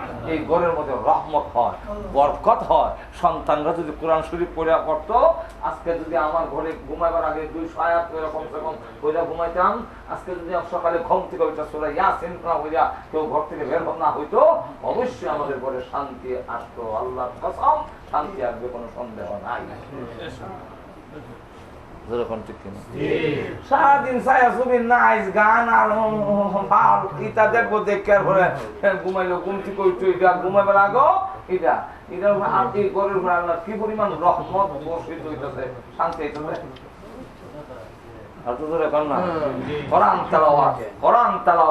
যদি হয় তাহলে এই ঘরের মানে যাতে শয়তান না ঢুকে, অশান্তি না ঢুকে, আল্লাহ জিম্মাদার হয়ে যায়, আল্লাহ নিজে জিম্মাদার হয়। কথাটা বলছেন, যাক বিস্তারিত আলোচনা করার টাইম নাই। 1 নম্বর, ইয়াতলু আলাইহিম আয়াতিহি। হে রাসূল, আপনার দায়িত্ব বুঝাইয়া দেওয়া দায়িত্ব না। আপনি আমার কোরআন তেলাওয়াত শুরু করেন, দেখবেন কি পরিবর্তন অ্যাকশন হয়। ঠিকই কোরআন শরীফ যে 100% বুঝে লইব, আরবি ভাষা বুঝলেই এটা এরকম নয়। আরবি ভাষা জানলে কোরআন বোঝা যায় না, ভুল করেন না। আরবি ভাষা এক জিনিস, কোরআন হইল আরো জিনিস। কোরআন হইল আরো জিনিস। আরবির ভাষা বুঝা সাহাবাই কেরাম কোরআনের ব্যাখ্যা বুঝতে ভুল করে দিচ্ছে। এই ঘটনা কোরআন শরীফ আছে। যাক, এগুলো এখন কোরআনের টাইম নেই। তাহলে আল্লাহ রাব্বুল সাহাবাই কেরাম 100% বুঝে লইব কোরআন, এরকম না। মুসলমান বুঝে লইব আরবি 100% এরকম না। হ্যাঁ, আরবি ভাষাটা তার ভাষা হওয়ার কারণে কোরআনটা বুঝতে একটু সহজ হয় না। আমরা দেশ বাংলাতে যদি গিয়া বলি নেত্র বাসে গাত্র জলে, নেত্র বাসে গাত্র জলে, কিভাবে যদি ভাষণ শুরু করে দিই, বাঙালি বলবো ইংলিশ কিতাব আরম্ভ হয়েছে, বাংলা ভাষা গুলি বুঝবে না। গাত্র বাসে নেত্র জলে, আমার এক হুজুর গাত্র বাসে নেত্র জলে, বুঝছো নাকি? দেখবে না হুজুর, আমি তো মনে নেত্র কোনা গেছো না বেটা, গাত্র বাসে নেত্র জলে। গাত্র মানে গাল বাসে, নেত্র মানে চোখ, চোখের জলে, জল মানে পানি।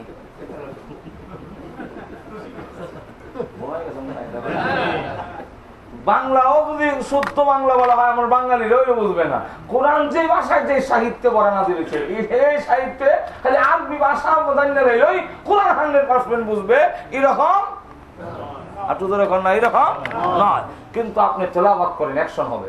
নবীজি ঠিকই যখন তেলাওয়াত করে, এখন দেখা যায় অ্যাকশন কি, সুবহানাল্লাহ। এখন এরা কয় কোরআন বলেন না, কোরআন বলেন না, রাসূলুল্লাহ কয় কোরআন বলেন না, বুঝাইছে পারে না, শেষে কয় কোরআন শরীফ শূন্য না। ওয়াকালাল্লাযীনা কাফারু লা তাসমাউ লিহাযাল কুরআন ওয়ালগাউ ফীহি লাআল্লাকুম তাগলিবুন। কোরআন শরীফ শূন্য না, শূন্য না কয় কাম হয় না। এরপরে কয় আমরা হট্টগন্ডগোল করব, হাত তালি দিব, শীষ দিব, যাতে কোরআনের আওয়াজ শোনা না যায়, এত কাম হয় না। তখন আবু জাহেল সিদ্ধান্ত দিল যে আর যদি কোনোদিন কোরআন শরীফ পড়তে দেখি তাহলে মুহাম্মদের উপরে হামলা করা হবে। হ্যাঁ, ওয়ালিদ ইবনে মুগীরা কয় আমিও রেডি, হামলা করা হবে। এই দুইজন ডাইরেক্ট হামলা করার জন্য প্রস্তুতি নিলেন। রাসূল ঠিকই আল্লাহ বলেন পড়েন, আর পড়তে দেওয়া হবে না। আল্লাহ বলেন পড়েন, আমি আল্লাহ বললাম কোরআন আমার, আপনি পড়েন। দেখতাম আমি কেমনে আমার কোরআনের আলো নির্ভাবিত করে এরা এদের মার কেরাসিনের বাতি না খুদে নেবাই ফেলবে। আল্লাহ আপনি না করেন করেন, আমি তো তখন জমিনও আপনি তো অর্ডার দিতেছেন, এরা তো ফিরে শুরু করবো আমার উপরে, যেরকম ঠিক কিনা? এখন আমার উপায় কি? আল্লাহ বলেন আপনি পড়েন, আপনার হেফাজত করার দায়িত্ব আমি আল্লাহ গ্রহণ করি। আমি এদের চ্যালেঞ্জটা গ্রহণ করতে চাই, আমার কোরআনের আর তেলাওয়াত বন্ধ করে কেমনে এটা আমি দেখতে চাই। রাসূল বলেন তাইলে আমার পড়তে কোনো অসুবিধা শুরু করে দিয়েছেন পড়া। والشمس وضحاها والقمر إذا تلاها আবু জাহেল কয় তালাহা তালাহা কম আইতাছে, দুই হাতে ভাতর লয়ে গেছে, রাসূলের উপরে মারবে। কোরআন পড়া বন্ধ, কোরআন পড়া হাত উঠেছে। এখন যেই মাত্র হাত সোজা করছে আর বাঁকা হয় না। ঘুমাই গেছেন নাকি? কি হয় না? এখানে খিলি লেগে গেছে, রসুল দেখা যায়। সুবহানাল্লাহ বললেন না? কি দেখা যায় না? রসুল আর হাত বাঁকা হয় না। তখন কি করা? কিন্তু পড়া শোনা যায়। আরো জোরে কম। ওয়াল্লাহি ইযা জাল্লাহা ওয়াল্লাইলি ইযা ইয়াগশাহা। হ্যাঁ, ইয়াগশাহা তো শোনা যায়। মুহাম্মদ কো হাত তো বেহা মানে মানুষ কেমন ঘুমাই গেছেন নাকি? আল্লাহ এখন দেখে ভাত তোর তার চালু চলবো, এমনি মরবো, দেখা যায় না মানবে কোথায়। এখন ডাক দেখো মুহাম্মদ, তুমি আমাদের কারো ভাতিজা কারো ভাই, এই সূত্রে মাফ চাই, মাফ করে দেবো। আপনি আর চাইছিলাম কোরআন বন্ধ করতাম, কোরআন তো ঠিকই চলতেছে, আর চাইছিলাম কোরআনের পড়ার অপরাধে তোমাকে মারতাম, তোমারও দেখা যায় না, তোমার রাসূল কয় মাফ করে দিলাম, যাও। হাত বাঁকা হয়েছে, হাত্তর ফালায় দৌড়ে গিয়ে নিজের গোষ্ঠীর লোকদের কাছে দূরে দূরে শ্বাস ফালায়। লোকেরা কয় গেছিলাম মোহাম্মদের কোরআন পড়া বন্ধ করে মেরে ফেলবে। ও এখন তো তোমার জান কোরআন দেবে হত পেতেছে না, কিটা বিষয়? কইস না মোহাম্মদের মারতে গেছিলাম, আ তো দেখা হয় না, মোহাম্মদ দেখা যায় না, কই মার মুখ তোর বাপের তালুক মার না। এটা এক সূরা শানে নজুল, কথা বলছেন? আল্লাহ সূরা নাজিল করলেন ইয়াসিন والقرآن الحكيم إنك لمن المرسلين على صراط مستقيم। আল্লাহ এই সূরা ইয়াসিন নাজিল করলেন, নাজিল করে বলেন আপনি তো মাফ করছেন ঠিকই, কিন্তু ওকে জানায়া দেন তানজিলুল আজিজির রহিম, দুর্বল সত্তার কাছ থেকে কোরআন নাজিল হইছে না, যার কাছ থেকে নাজিল হয়েছেন তিনি আজিজ, তিনি পরাক্রমশালী, তার বিরুদ্ধবাদীর কাছ থেকে বদলা নেওয়ার ক্ষমতা আল্লাহ আছে। এখন রাসূল যে দেখা যায় না, কি হইলো বলবো এটা? আর জোরে কোন আল্লাহ অন্য আয়াতে বলেন وَإِذَا قَرَأْتَ الْقُرْآنَ جَعَلْنَا بَيْنَكَ وَبَيْنَ الَّذِينَ لَا يُؤْمِنُونَ بِالْآخِرَةِ حِجَابًا مَسْتُورًا।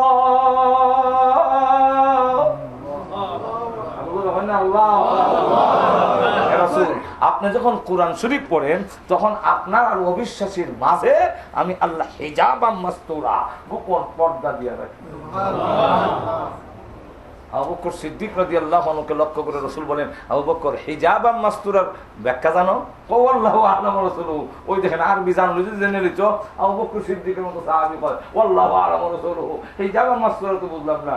আল্লাহ রাসূল বলেন যখন আমি কোরআন তেলাওয়াত করি, হিজাবাম মাস্তুরার ব্যাখ্যা হইল আমি যেই দিকে তাকাই সেই দিকে দেখি অসংখ্য রহমতের ফেরেশতা কেন করে আমাকে দাঁড়ায় হইছে, তারা ফেরেশতার গান আমার দেখে না। কথাটা বুঝছেন? যাই হোক, আর বাকি তিনটা কইলাম না, আবার সামনের বছর আল্লাহ হায়াতে বাঁচে কিছু বাকি রাখলাম। এর কারণ হইল নাহলে আবার সামনের বছর কি করবো, তাই না? বুঝছেন? বুদ্ধিমানের কাম তো হইলো কিছু বাকি তাহলে রাখুন যাতে ঠেঙ্গা আবার এই জন্য 4টা দায়িত্ব যে আল্লাহ তার রসুলকে পাঠিয়েছেন। এর মধ্যে প্রথম নম্বরটা হইলো ইয়াতুলু আলাইহিম আয়াতিহি, আমরা আমাদের ছেলে মেয়েদেরকে কোরআন সহি শুদ্ধ করে শিক্ষা দেই, কোরআন ভালো করে পড়ার দেখেন, কোরআন পড়ান। আল্লাহর কসম আমি বলি, যদি আপনি নিয়মিতভাবে আপনার ছেলে হোক মেয়ে হোক তাকে কোরআন পড়াইয়া আমল করাই দেন, যে তুই সকালে কোরআন না পড়তে পারবি না, রাত্রে ঘুমাবি না কোরআন তেলাওয়াত না করিয়া, তার দিল চেঞ্জ হয়ে যাবে, চেঞ্জ হয়ে যাবে। আল্লাহ আমাদেরকে কোরআনের মতো মহাগ্রন্থ দিচ্ছেন, আমরা এটা তাকত হইয়া বর্তমান পারি না। এই জন্য আলমগীর বাদশাহ আলমগীর বলছেন যে এক ভিক্ষুক তার মানুষের দ্বারে দাঁড়িয়ে ঘুরে আর কয়, আবার আলমগীরের বাইতে গেছে, গিয়ে ডাক দিয়ে কয়, যা বলা বাইতেছেন 3 দিন ধরে খাই না, পেটটা চললে শেষ, মরে যাবো। আলমগীর কয়, আমার দেশের নাগরিক 3 দিন ধরে খায় না, আর আমি খাওয়ান নিয়ে বসি, আমার জন্য খাবার হারাম, আর হবে না, খাওয়ান রেখে দিয়েছি। ওটা দৌ গেটের সামনে এসে দেখে মাথার মধ্যে বড় ডিশ, কুরমা পোলাও, একবারে ঘি দিয়া ভাজা, চিকেন টিকেন সব আছে, এরপরে আবার মিষ্টি দই ঠই, এরপরে রসগোল্লা সব আছে তার মাথার উপরে, সুগ্রানে মুখরিত হয়ে যাচ্ছে। উনি দিকে হতবাক, কিরে তুই করে 3 দিন ধরে খাস না, তোর মাথার দিক কুরমা পোলাও উন্নত মানের খাবার, তোর মাথা এখান থেকে আইনা খাইলে তুই তোর খাওয়ান দূর হয়ে যায়। যা আপনার বেয়াদ তুমি মাফ করবেন, খাওয়ান যেমন মাথা আমার ইয়াদ নাই, আমার স্মরণ নেই। আলমগীর বলেন, ওই ভিক্ষুক যেভাবে উন্নত মানের খাবার মাথায় রেখে মানুষের দ্বারে দ্বারে খাবারের আশায় লাঞ্ছিত অপমানিত ভিক্ষুক হয়ে ঘুরছে, ঠিক মুসলিম জাতি কোরআনের মতো মহাগ্রন্থ তার তাকের মধ্যে রেখে ইহুদি খ্রিস্টানদের দ্বারে দ্বারে লাঞ্ছিত হয়ে আল্লাহ রাব্বুল আলামিন আমাদের সকলকে তৌফিক দাও। আলহামদুলিল্লাহ মুফতি চৌধুরী গানের ছেলে মেয়েদেরকে, বিশেষ করে মেয়েদের দিকে গুরুত্ব রাসূলও বেশি দিয়েছেন, ইসলামও মেয়েদেরকে বেশি গুরুত্ব দিয়েছেন। কারণ কেন গুরুত্ব দিয়েছেন, আমরা দেশে কয় বলে গাভী যদি ভালো হয়, দুধ ভালো হয়, বাছুর ভালো হয়, যেরকম ঠিক কিনা, তো আমরা মূল ফ্যাক্টরি হইল মহিলা হইলে আমরা মূল ফ্যাক্টরি, সেখান থেকে আমরা বের হয়ে আসছি, যেরকম ঠিক কিনা। আমার মা বালা, আমি বালা, মা ভালো হইতো না, এটা ভালো হবে না। আমি তো হাফিজিত গেছি, আমার 14 গোষ্ঠীর মধ্যে না হাফেজ আছে, না কোনো মরণ আছে, না কেউ আছে, আমার গোষ্ঠীর মধ্যে কেউ নাই। শুধু একমাত্র আমার হাফিজি যাওয়ার মূল উৎসাহ হইল, উদ্দীপনা হইল আমার মা। তিনি সূরা ইয়াসিন মুখস্থ পারতেন, সূরা রহমান মুখস্থ পারতেন, তিনি সূরা মুজাম্মিল মুখস্থ পারতেন। রান্না করার মাঝে মাঝে তিনি আয়াত হইয়া হইয়া সব সূরাগুলো মুখস্থ করছেন। অথচ আমার বাপ কোনো আলিমও না, একজন জেনারেলি শিক্ষিত, কিন্তু আমার মা ছিল ওই অবস্থায়, রসুলের নাম শুনলে কানতে কানতে শেষ। আর দেখা যায় সব সূরাগুলো, সূরা রহমান, সূরা ওয়াকিয়া, সূরা মুলক, সূরা ইয়াসিন, এগুলা মুখস্থ। আর আমার মার কাছ থেকে আমি বুলে শুলে মহিলার ভরাতো সূরা ইয়াসিনের এক মুবিন আমি হাফিজ বেড়াকে মুখস্থ করছি মার কাছে। আর এই হইলে ওই আমার ভিতরে একটা উৎসাহ হয়েছে যে আমি সাবরাতে করে রে আমার কাছে লাগতো সাকড়া, আমি ভুল মন যদি পারতাম আমার কাছে খুব ভালো লাগতো। তো আমি গেছি হাফিজে ভরার জন্য, যেহেতু মার কাছে বসছি তো ইয়াসিন, মহিলারা ভরা তো আগে বুঝেন তো কি হালত।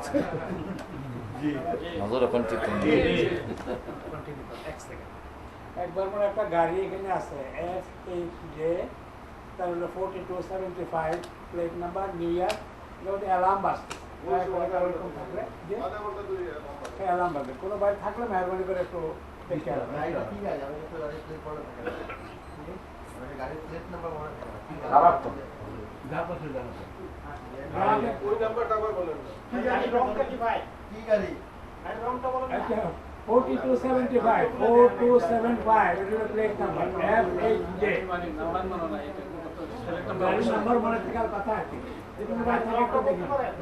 গাড়িওয়ালা যখন করতেছে মন থাকে না, কথাটা একবার অবস্থা না। আমার গাড়ি প্লেট নম্বর আমার মন নাই, আমার কইলেও আমি মন থাকে না অনেক সময় কালার করবে। আচ্ছা, যার শেষ কথাটা হইলো যে আমি যে কথাটা আপনাদের সামনে বলতে চাইছিলাম, তো আমার মা ওই যে ভুল বাড়াইছে, তা আমি গেছে বলে মাদ্রাসা থেকে হাফেজ সাহেব গেলে কি পড়বা, বলে আমি যে বলবো সূরা ইয়াসিনের এক মুমিন মুখস্থ করে আর বাকিরা আমি বলে দিতাম। ও পড়া তো দেখি, তো আউযু বিল্লাহি মিনাশ শাইতানির রাজিম। পড়ছি বলে তোমার তো আবার আলিফ বাদ থেকে পড়তে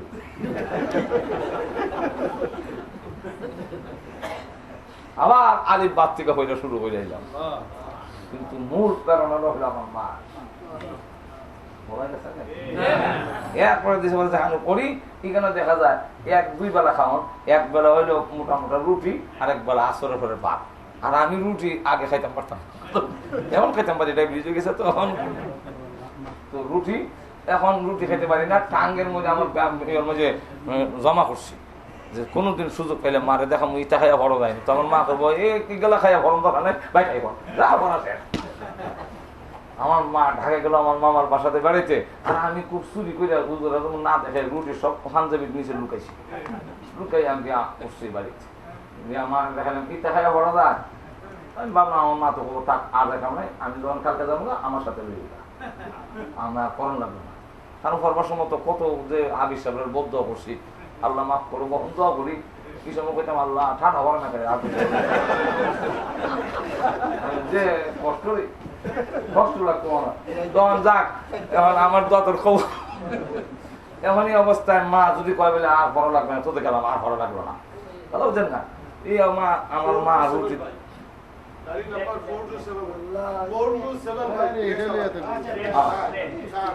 রেড কালার, হ্যাঁ রেড কালার নেই। আচ্ছা যাক, আচ্ছা এখন শুনেন, শেষ কথাও শেষ, মানে আপনার নিজে এখন লক্ষ্য করে দেখেন, আধা ঘন্টা রয়েছে আর 2 মিনিট খেলব। এখন শেষ কথাটা হইলো, আমি যেটা বুঝাইতে চাচ্ছি যে মা বাপ যদি আসলে মানে শক্ত হয়, সন্তান গড়তে গেলে মা বাপ কিছু কষ্ট এবং শক্ত হইতে, মা বাবার কারণে কিন্তু সন্তান ভালো, মা বাবার কারণে সন্তান নষ্ট হয়। তো আমার মাকে দেখানোর পরে আমার মা জানে আমি যে রুটি খেতে পারি না, আমার একদিন উপবাস রাখছে রুটি খাওয়ানোর জন্য। আমি বলছি একদিন হসতাম তো আটা রুটি খেতাম, অনেকগুলো যখন নিয়ে দিছে আমার মার কাছে, এইগুলো খাওয়া যায়নি, এখন শীত হয়েছে না বলা বইয়া। আমার মা আমার ঘাটটা দইরা গেটের বাইরে দিয়ে আবার মানুষের দেশে যে অভাব খাওয়ান হই নাই, আর তুমি অত মজা রুটি খাইতে পারো, তোমার না এর করে তেল উঠছে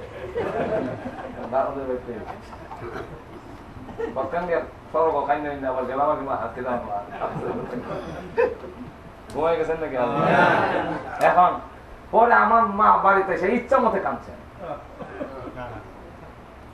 আর প্রায় বলতেন এন্তেকালের আগ পর্যন্ত আমার বড় যে বছর শেষ হয়ে গেল, মরণা শেষ, বিদায় হয়ে গেলেন। তো আমি যে সময় জ্বালা লাইন পর্যন্ত উঠবার আগ পর্যন্ত আমার উপরে জাফি দিয়ে আর মায়ের বাড়ি শান্তি দিত না, আমি আনন্দ দিলে মারা যেত না, আমি দুষ্ট তো মারা যাবে না, এই জন্য বাড়ি শান্তি রাখতে দিত না, যাতে আমি বাড়ি না থাকি। এই অবস্থায় এন্তেকালের আগে তুমি বলতেন যে আমি যদি একটু ঢিল দিতাম এর বড় হতো না, আমি যদি ওই সময় রুটির কথা বলতাম যে আমার সাথে আয় করে, কিন্তু আমি মা হিসাবে খুব কষ্ট হয়েছিলাম। এখন লক্ষ্য করেন আমাদের সন্তানগুলোকেও আমরা ত্যাগ স্বীকার করতে হবে, যে আমার ছেলেগুলো কোরআন শিখুক, আপনি ইয়ে করেন ইঞ্জিনিয়ার হোক না, ডাক্তার হোক না, অন্য লাইন ইসলাম তো না করছে না, কিন্তু আপনি প্রাথমিক অবস্থায় সহিশুদ্ধ করে কোরআন পড়াইয়া দিন শিখাই দিয়ে ছেড়ে দিলে, মানুষ বানাই ছেড়ে দিলে, ইঞ্জিনিয়ার হইলো নামাজ ছাড়তো না, ডাক্তার হইলো নামাজ নামাজ ছাড়বে না। প্রাথমিক অবস্থায় তাকে শিখাই দিলে আস্তে আস্তে সব বড় হয়ে শিখুক, অসুবিধা নেই, কিন্তু প্রাথমিক ফাউন্ডেশনটা ভালো হইলে সব ভালো হবে।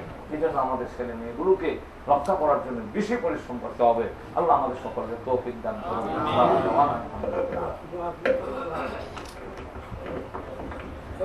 দোয়া করবেন, এখনই দোয়ার আগে তো সামান্য আমরা একটু এলান করেছি কয়েকটা। 1 নম্বর তো আমরা প্রথম শুকরিয়া আদায় করছি আশরাফা মসজিদের পক্ষ থেকে, ওনারা ওই মেহমানদেরকে দাওয়াত দিয়েছেন, যার উপলক্ষ করে নর্থ আমেরিকা আমাদের হাজার হাজার মুসলমান তারা ওনাদের বয়ান থেকে উপকৃত হয়েছেন, তার আমরা শুকরিয়া আদায় করি।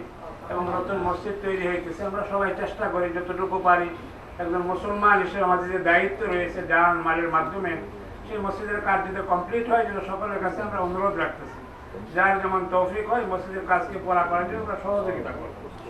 2 নম্বর হইতেছে এখানে একটা প্রতিষ্ঠান চলতেছে, আমরা অনেকে জানেন আলহামদুলিল্লাহ, মোটামুটি আমাদের এই প্রোগ্রাম প্রায় 14 বছর যাবত চলে আসছে। এই বাইতুল হামদের উৎপত্তি প্রায় 97 থেকে, আমরা প্রায় সেখানে 11 বছর ছিলাম নিউ জার্সিতে প্যাটারসন এলাকায়। ওইখান থেকে আমরা একটা মেয়েদের প্রোগ্রাম শুরু করছিলাম, ছেলেদের কিছু কিছু প্রোগ্রাম চলতেছে, মেয়েদেরকে নিয়ে আমরা বেশি পেরেশান। আর আমরা কম বেশি জানি সারা দুনিয়াতে ঘরোয়া ফ্যামিলির ব্যাপারে কিছু পেরেশানি থাকে, যত কোনো তো দিন না আসবে তার কোনো মীমাংসা নাই। আমরা শুনলাম বিস্তারিত এই জন্য আমরা চেষ্টা করতেছি আমাদের সবার দোয়া সহযোগিতা। এটা কারো ব্যক্তিগত ক্রেডিট না, আর কারো কোনো ব্যক্তিগত কাজ না, সমস্ত মুসলমান কমিউনিটির দায়িত্ব যে আমরা আমাদের ছেলে মেয়েদেরকে দিন শেখাবো। যে আমরা শুনলাম তার মধ্যে মেয়েদের অংশটা বেশি গুরুত্বপূর্ণ। আল্লাহ রাসূল যেমন বলছেন, দুইটা মেয়ে কারো হয় সুশিক্ষা দেয়, উপযুক্ত জায়গায় বিবাহ দিয়ে দেয়, আল্লাহ পাক তার জন্য বেহেশত ওয়াজিব করে দিবে। এবং সর্বপ্রথম দ্বীনি দাওয়াত আল্লাহ রাসূল বিবি খাদিজাকে দিয়েছিলেন, এর গুরুত্ব তিনি দেখাইছেন। এই জন্য কিছু কাজ এখানে 10 গ্রেড পর্যন্ত একটা স্কুল চলে, আমাদের সীমিত এখানে ফ্যাসিলিটি তেমন কোনো লম্বা চড়া আমাদের নাই। আল্লাহ পাক যতটুকু তৌফিক দিয়েছে আমাদের সকলের দোয়া। প্রায় 14 বছর যাবত একটা প্রোগ্রাম চলে আসতেছে, এর মাঝে হাজারো ছেলে মেয়েরা কোরআন শিখছে, হাদিস শিখতেছে, আলিম হইতেছে। এখন আমাদের 3টা প্রোগ্রাম, নিয়মিত প্রোগ্রাম চলে, 10 গ্রেড পর্যন্ত রেগুলার স্কুল। এর সাথে সাথে ডেলি 4 ঘন্টা তারা স্কুলিং করে, English, math, science, social study, তার সাথে 3 ঘন্টা ইসলামিয়াত পড়ে। এটা হলো জেনারেল সবার জন্য 100 ভাগ। তার থেকে বাছাই করে যাদের ব্রেন ভালো তাদেরকে আমরা হাফিজ বানাইবার চেষ্টা করি। আমাদের এখানে বহু মেয়েরা হাফিজ হয়েছে আলহামদুলিল্লাহ, আরো অনেক মেয়েরা হাফিজ হয়ে যাদের বাপ ডাক্তার, এখনো লং আইল্যান্ড থেকে আসে তার আব্বা ডাক্তার, এখানে মেয়েরা হাফিজ হইতেছে। এটা বহুত বড় নিয়ামত আল্লাহ পাকের যে মেয়েরা এখানে হাফিজ হইতে পারতেছে। এমনি ভাবে 6 গ্রেড থেকে 10 গ্রেড পর্যন্ত এখন আছে, 12 গ্রেড আমাদের টার্গেট। এখানে তারা আলিম কোর্স শেষ করবে, একই সাথে হাই স্কুল শেষ করার সাথে সাথে এই একটা মেয়ে হাফিজ আলিম হইতে পারবে। এটা আল্লাহ পাকের বহুত বড় নিয়ামত। আলহামদুলিল্লাহ আমাদের যে সমস্ত মেয়েরা পড়তেছে এই বছর কোরআন তরজমা পড়তেছে, ফিকহের কিতাব কুদরি পড়তেছে, উসুলুল শাসি যে আলিম কোর্সগুলো করতে হয়, তারা আরবি থেকে ইংলিশ, ইংলিশ থেকে আরবি, কোরআনের ব্যাখ্যা, এগুলো মোটামুটি মেয়েরা পড়তেছে। এটা আল্লাহ পাকের বহুত বড় নিয়ামত। তো দোয়া করেন। আমরা এই বছর 2টা প্রোগ্রাম এক্সট্রা করেছি, ছেলেদের একটা হিফজখানা আলাদা করে দিয়েছে। আপনাদের দোয়া মসজিদটা আমরা 5-6 বছর স্ট্রাগল করতেছি, এখন মোটামুটি একটু সেভ হয়েছে। এখানে একটা ছেলেদের হাফিজি মাদ্রাসা চলে, অল্প বয়সে 10 বছর পর্যন্ত হাফিজ সালাত আলাদা গুজরাটি উনি পড়ান। ছেলেদের হিফজখানা আলাদা এই বছর আমরা শুরু করেছি।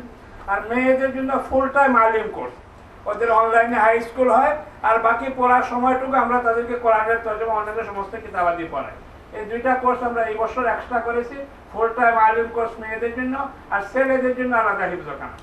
আর এছাড়া কলেজ হাই স্কুলের মেয়েদের জন্য 2 দিন ক্লাস হয়, শনিবার রবিবার। এখানে মাশাআল্লাহ অনেক মেয়েরা আসে, এখানে অনেক প্যারেন্টস আছেন, তারা মাশাআল্লাহ খুশি যে এখানে মেয়েরা আসার পরে তাদের জীবনের পড়া পরিবর্তন আসতেছে। কলেজে যারা দেয়, হাই স্কুলে যারা দেয়, তাদের জন্য 2 বছর একটা শর্ট কোর্স আছে। আর 3 নম্বর হইল বয়স্ক মা বোন যারা আছেন, এদের মধ্যে অনেকে স্কুলের টিচার আছেন, অনেকে বিভিন্ন মসজিদে পড়ান, তাদের আর একটু উন্নতির জন্য, প্রগ্রেসের জন্য কোরআনিক টিচার ট্রেনিং নামে আমাদের বয়স্ক মহিলাদের একটা ক্লাস হয় সপ্তাহে 1 দিন, বুধবারে 11টা থেকে 1টা পর্যন্ত। এখানে মাশাআল্লাহ যারা আগেও পড়াশোনা করছেন, বিভিন্ন জায়গায় তারা টিচিং করতেছে। আমাদের মসজিদে তৌফিক আছে, এস্টোরিয়া মসজিদে আছে, বাফেলোতে আছে, যারা এখান থেকে কোরআন পড়ে গেছেন, তারা এরকম শত শত ছেলে মেয়েদেরকে কোরআন পড়াইতেছে। এই দেশের জন্য এটা বড় নিয়ামত, এটা কোনো ব্যক্তিগত কিছু না। মেহরবানি করে আপনাদের সবার দোয়া সহযোগিতা, আল্লাহ কিছু কাজ চালাইতেছে। আপনাদের কাছে দরখাস্ত হইলে যে আমরা দোয়া করবো সকলে, আর যদি কোনো ওয়ে থাকে এটাকে সাপোর্ট করার জন্য, তাও আমরা চেষ্টা করবো। নিজে যা বাড়ি করবো, অন্য ভাই বোনকে বলবো, যদি আমার বলার দ্বারা এক ভাই কিছু সহযোগিতা করে, সম্পূর্ণ নিকে আল্লাহ আমাকে দান করবে। এগুলো সবার সহযোগিতা চলতেছে। আমরা আপনাদের কাছে দোয়ার দরখাস্ত করছি, আল্লাহ যেন এই প্রোগ্রামগুলোকে কবুল করেন, আমরা আগায় নিয়ে যেতে পারি। আরো 2 বছর আমাদের টার্গেট আছে, এই বছর 10 গ্রেড পর্যন্ত আছে স্কুল। আমরা চাইতেছি হাই স্কুল পর্যন্ত মেয়েদেরকে পড়াবো, এর সাথে সাথে তারা আলিম হয়ে যাবে, যেটা এই দেশের জন্য এবং উম্মতের জন্য বহুত বড় নিয়ামত। আমরা জানি যে ইমাম ভাই বলতেছিলেন মার কাছে কোরআন পড়ছেন, আমরা এরকম নোয়াখালী ইমাম সাহেবরা আসতেন, সামান্য কোরআন পড়া জানতেন। আমিও পড়ছি নোয়াখালী ইমাম সাহেবের কাছে, আমার আব্বাও পড়ছে নোয়াখালীর কাছে। ওরা সারা দেশে ছড়ায় পড়ছিল, কোরআন পড়া তেমন শুদ্ধ ছিল না, কিন্তু বড় নিয়ামত, তারা দেশে ছড়ায় কোরআন শিখাইছে, তারা এতে কোনো সন্দেহ নেই। এটা আল্লাহ পাকের বড় নিয়ামত ছিল। এখন আস্তে আস্তে আলহামদুলিল্লাহ হাজার হাজার আলিম তৈরি হয়েছে ওই সমস্ত এলাকায়, যেহেতু নামাজ পড়ার মতো লোক ছিল না। এখানে আমরা আমাদের দেশে থেকে ওই সময়ের থেকে এখন ফ্যাসিলিটি অনেক ভালো, যে একটা বাচ্চা কোরআন পড়ে, হাফিজ হয়, আলিম হয়, এই দেশে রেগুলার স্কুলিং করার সাথে সাথে বহুত বড় আল্লাহর নিয়ামত। তো সবার কাছে দোয়ার দরখাস্ত, ওনারা মুসাফির মেহমান দোয়া করবেন।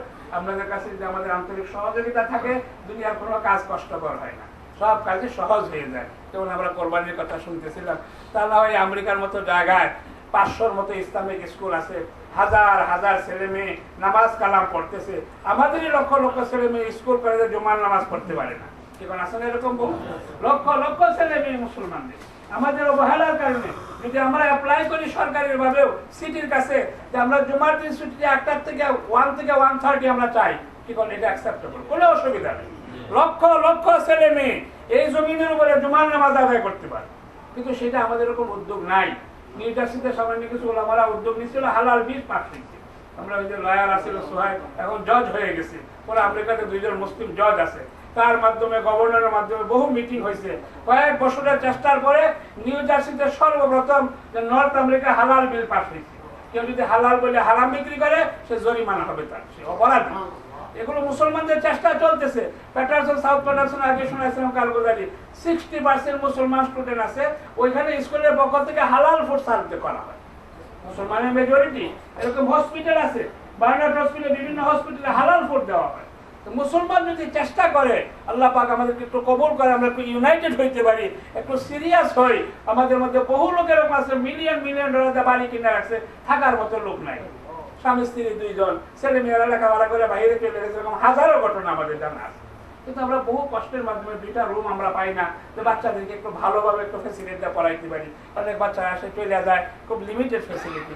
এই জন্য আমরা দোয়া করবো আল্লাহর কাছে, এবং মনে এটা রাখবো যে আমি একজন মুসলমান হিসেবে আমার কিছু দায়িত্ব আছে, আমি সাধ্য অনুসারে আমি চেষ্টা করবো। তাই আমরা 4টা রিকোয়েস্ট করি সর্বত্র সবাই। প্রথম নম্বরে দোয়া করবো, 2 নম্বরে আমি আমার সাধ্য অনুসারে চেষ্টা করব, 3 নম্বরে অন্যকে উৎসাহিত করব, 4র্থ নম্বরে যদি মালি লাইনের সহযোগিতার কোনো সুযোগ থাকে আমি এবং অন্যকে দিয়ে করাইতে চেষ্টা করব।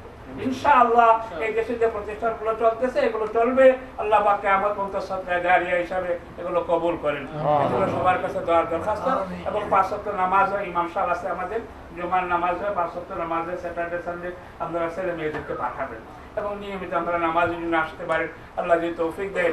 এভাবে আস্তে আস্তে আগায় যায়। সেই জন্য 5 ওয়াক্ত নামাজ হয়, ইমাম সাহেব আছে, স্যাটারডে সানডে মক্তব আছে, তাদের জন্য আপনারা পাঠাবেন। মা বোনেরা এখানে আসতে পারে। সপ্তাহে 3টা প্রোগ্রাম হয় বয়স্ক মহিলাদের। একটা হলো বুধবারে 11 থেকে 1টা টিচার ট্রেনিং প্রোগ্রাম, শুক্রবারে বিকালে তাফসীর হয়, অনেক মা বোনেরা আসেন, ছেলেরাও এখানে আসে, তাদের একটা প্রোগ্রাম হয়। 3 নম্বরে শনিবারে রবিবারে যে কোনো এইজের মেয়েরা তারাও কোরআন হাদিস শিখতে পারে, যারা আলিমা শিক্ষিকাদের। তো মেয়েদের জন্য 3টা প্রোগ্রাম এক্সট্রা আছে রেগুলার স্কুল ছাড়া। তো দোয়া করেন, আল্লাহ যেন কবুল করে। আমাদের সবার দোয়া আল্লাহ পাক চালাইতেছেন, এবং বিশেষ করে যে সমস্ত শিক্ষিকারা কোরবানি করতেছেন আল্লাহ তাদের হাতে ইলমে আমলে বরকত দান করেন। আমরা যখন নিউ জার্সি ছিলাম বহু চেষ্টা করছি, একটু শিক্ষক পাওয়া কঠিন ছিল, কিন্তু নিউ ইয়র্কে আসার পরে আলহামদুলিল্লাহ একটু বেশি মুসলিম কমিউনিটি থাকার কারণে শিক্ষকের কোনো কষ্ট করতে হলে আল্লাহ লাখ শুকর। আলহামদুলিল্লাহ 4 জন আলিমা আছে আমাদের, যারা বাফেলো থেকে, সাউথ আফ্রিকা থেকে ঘুরে আসছেন, তারা এদেরকে পড়াইতেছে। আমরা আগে অনেক চেষ্টা করছি, পরিবেশ তৈরি করতে খুব কষ্ট হয়েছে, কিন্তু যখন আলিমাদেরকে আমরা পাইছি, এরা 6 বছর নিজেরা ট্রেনিং দিয়ে আসছে, তখন তাদের জন্য জিনিসটা হ্যান্ডেল করা সহজ হয়ে গেছে। আল্লাহ রহমতে আপনাদের দোয়া, অনেক ছেলে মেয়েদেরকে আমি স্কুল থেকে বের করে দিই, আমাদের এনে পাঠাইলে আমরা চেষ্টা করি এদেরকে ঠিক করার জন্য। এরকম বহু ছেলে মেয়ে যেগুলো আনকন্ট্রোল, তারা এখানে এসে কন্ট্রোল হয় আলহামদুলিল্লাহ। দোয়া করেন, আল্লাহ কবুল করো। এই বছর কয়েকটা ছেলে হিফজ শেষ করবে, কয়েকটা মেয়েও শেষ করবে। যে ছেলেগুলো শেষ করবে এরা হয়তো 1.5 বছর থেকে পরে 2 বছর পড়াশোনা হিফজ করে ফেলবে স্কুলিং এর সাথে সাথে। এটা আল্লাহ পাকের গ্রেট নিয়ামত। কয়েকটা মেয়েও হিফজ শেষ করবে। তো দোয়া করেন, আল্লাহ যেন আমাদের সকলের মেহনতকে কবুল করে। আবার আমরা ধন্যবাদ দিতে আশরাফ ইসলামিক সেন্টারে জি আমার একটা ক্লাস, ছেলেদের একটা ক্লাস আছে বুধবার দিন, বুধবারে বিকালে বয়স্কদের কোরআন শিক্ষা ছেলেদের দিন, আর দুপুরে হয় মেয়েদের জন্য। আবার শুক্রবারে বিকালে তাফসীরের ক্লাস হয় ছেলে মেয়ে সবার জন্য। আপনাদের কাছে দরখাস্ত, যারা এলাকায় আছি আপনাদের কাছে বিশেষভাবে অনুরোধ, মসজিদের হক আছে, দায়িত্ব আছে, যারা আশেপাশে আছে কমপক্ষে নামাজে শরীক হয়, নিজে আসি, নিজের ছেলে মেয়েকে নিয়ে আসি। আমরা একটু সুযোগ সুবিধা হলে দৌড়ায় যায় বাড়ি ঘর কিনে, এটা কিন্তু বড় ভুল সিদ্ধান্ত আমাদের। কারণ আমার বংশধরকে দেখা উচিত, যদি আল্লাহ সুযোগ দেয় মসজিদের পাশে আমি ঘর করবো। মসজিদের পাশে যদি 2-4 ফ্যামিলি থাকে, মসজিদ 24 ঘন্টা খোলা থাকতে পারবে, 24 ঘন্টা তার আমল চালু থাকতে পারে। এটা সবার কাছে অনুরোধ যে যেখানে বাড়িঘর করবো মসজিদের পাশে করি। এটা এই সমস্ত দেশের জন্য আমাদের সবার প্রতি ফরজ, আমার বংশধরকে, আমার ছেলে মেয়েকে, আমার ইমান আমলকে রক্ষা করার জন্য। আল্লাহ পাক আমাদের সবাইকে তৌফিক দেয়। অনেক এলাকার সাথীরা আছে, তাদের কাছে আরো হয়তো আমরা ঠিক মতো আমাদের সাথে ভালো ব্যবহার করতে পারি না, আমাদের সেই কোয়ালিটি নাই, যোগ্যতা নাই, চেষ্টা চলতেছে। মিলিয়ে জুলিয়ে তো কাজ করতে, কি কর, পরিবারের তো ঝগড়া হয়। স্বামী স্ত্রী মসজিদে আমরা যাই না কেন, মসজিদে খালি ঝগড়া হয়।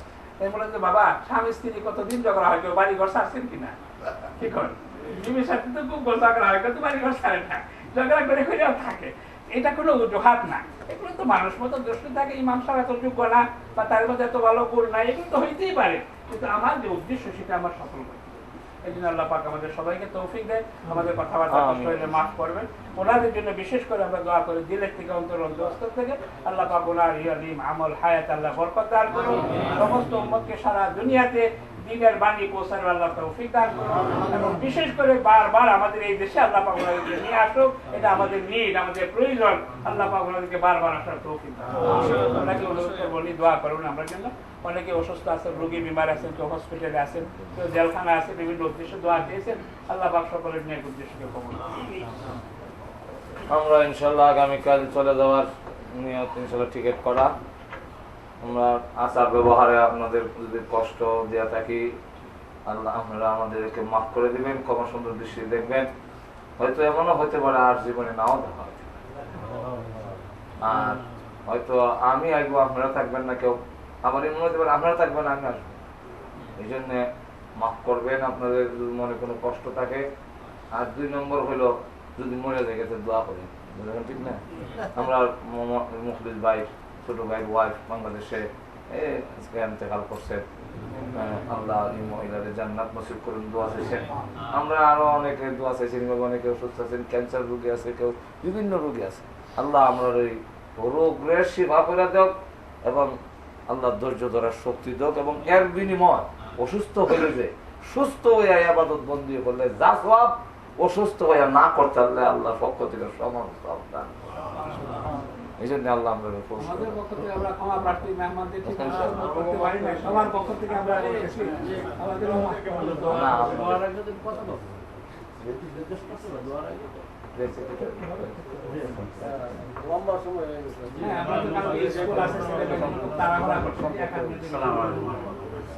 আমাদের একতরফা ভাবে লায়ন শাখা তোমরা আজি জান্নাত মালায়ন কাফার তুমি না যাবে আসলে আমার দোয়া খায় যা কিছু একতরফা ভাবে হইতেছে।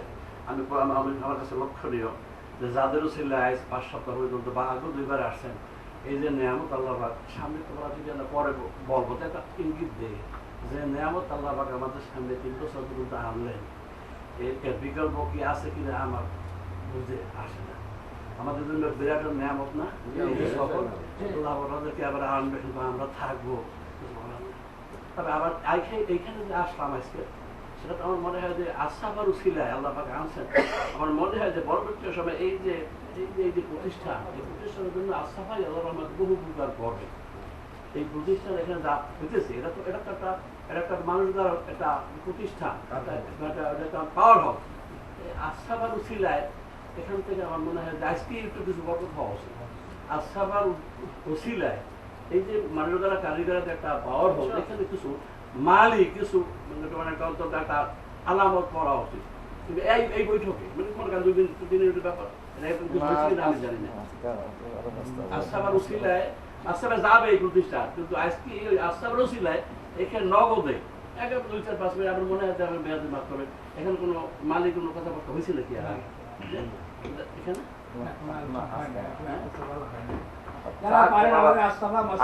মসজিদের মানে প্রতিষ্ঠাতা হইতে গেলে প্রতিষ্ঠা লগ্ন থেকে আমরা অত্যন্ত মুরব্বী, যিনি আমার বাড়ির গিয়া পর্যন্ত কাগজ দেখাইয়া নিয়ে গেছেন, উনি আছেন এখানে, মাহবুব ভাই। ঘুমাই গেছেন মাহবুব ভাই আছেন, সেক্রেটারি লক্ষ্মণ ভাই আছেন, ওনারা আজকে না, হুজুরেরও একটা মাদ্রাসা এখানে, হুজুরও নিজেও যখন রাখছেন, আমার মনে হয় আজকাল এই ব্যাপারে আলোচনা না করাই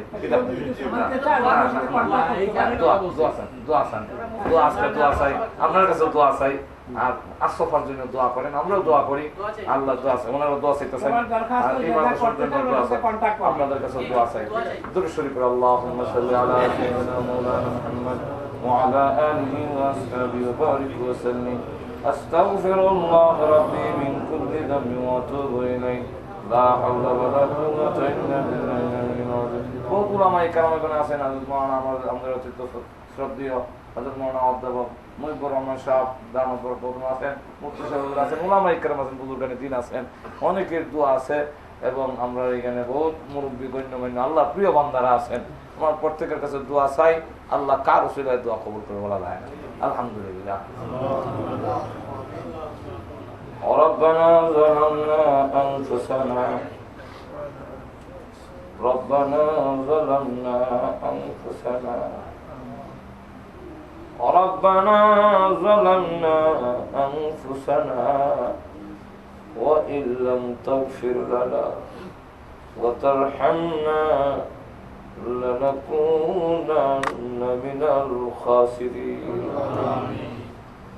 ربنا اغفر لنا ولوالدينا رب ارحمهما كما ربياني صغيرا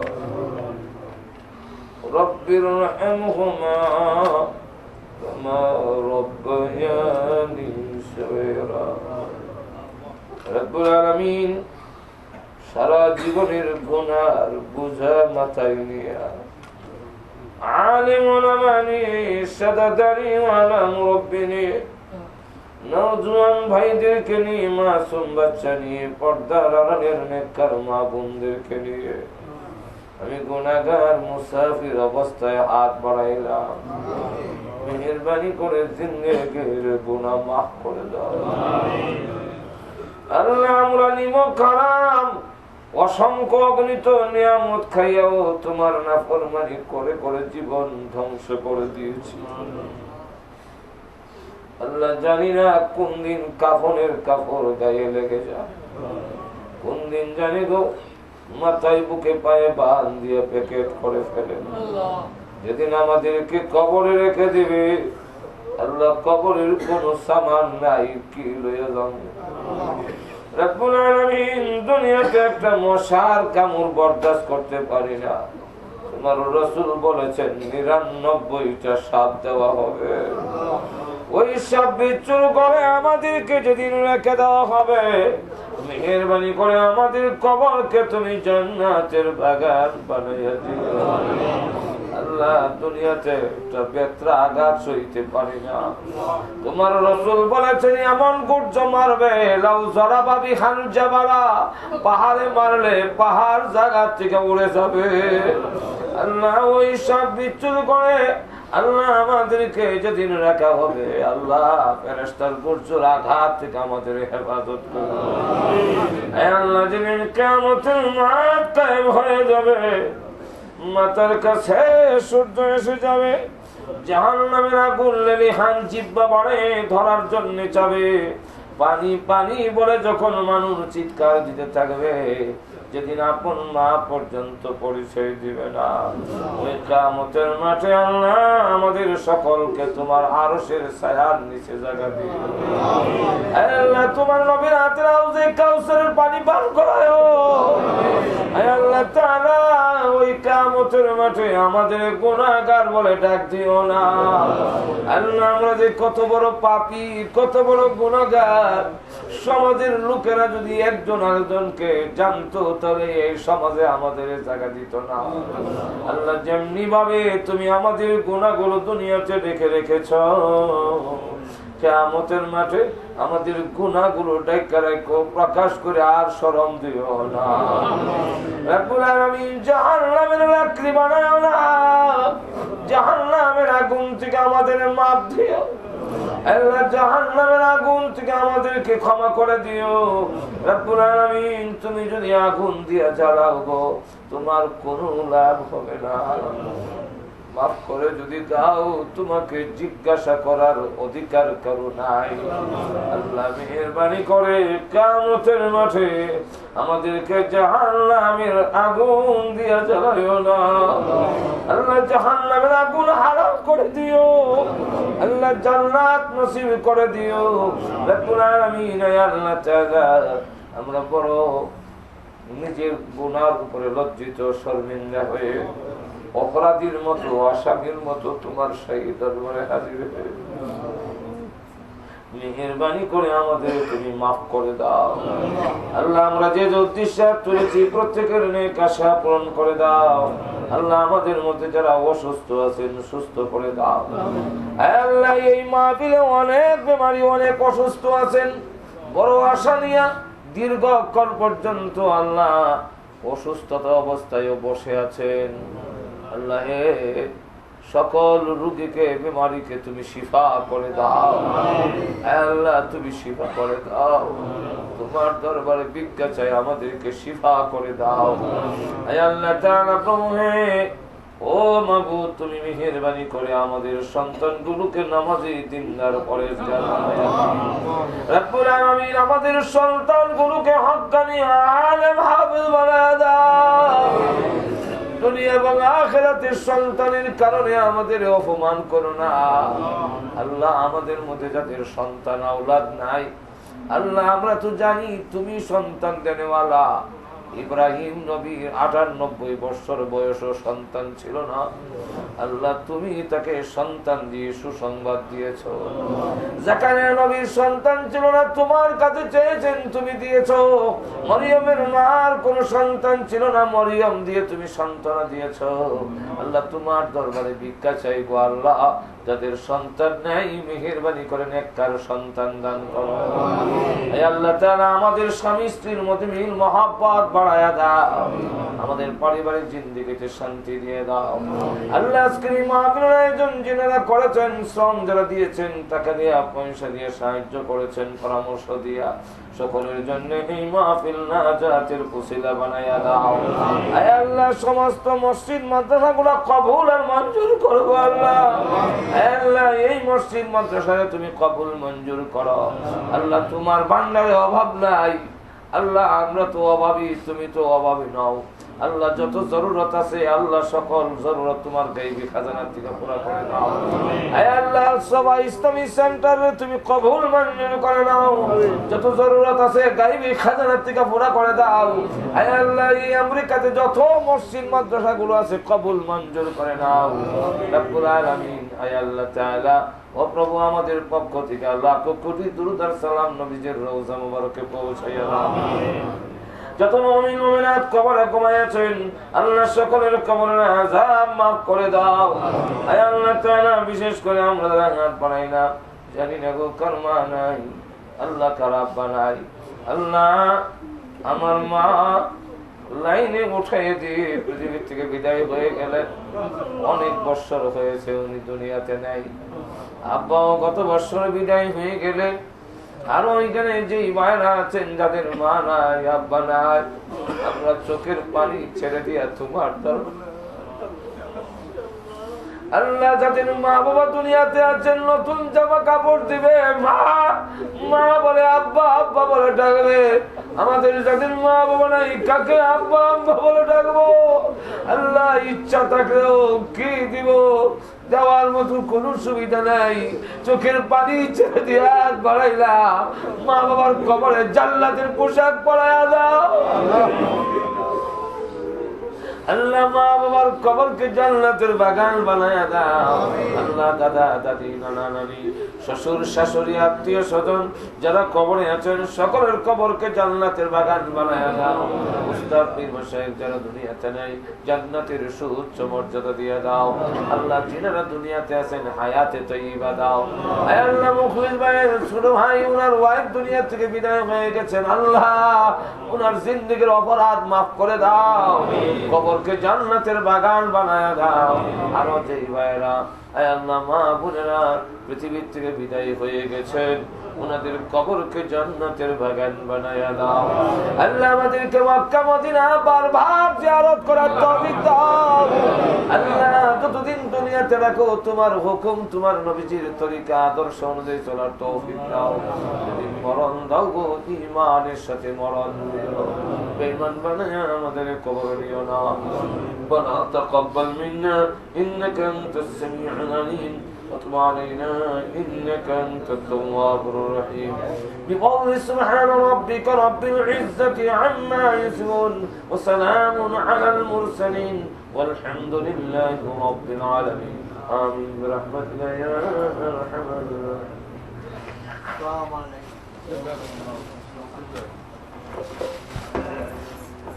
এখন আযান হবে নামাজ হবে নামাজের পরে সামান্য আপনাদের একটু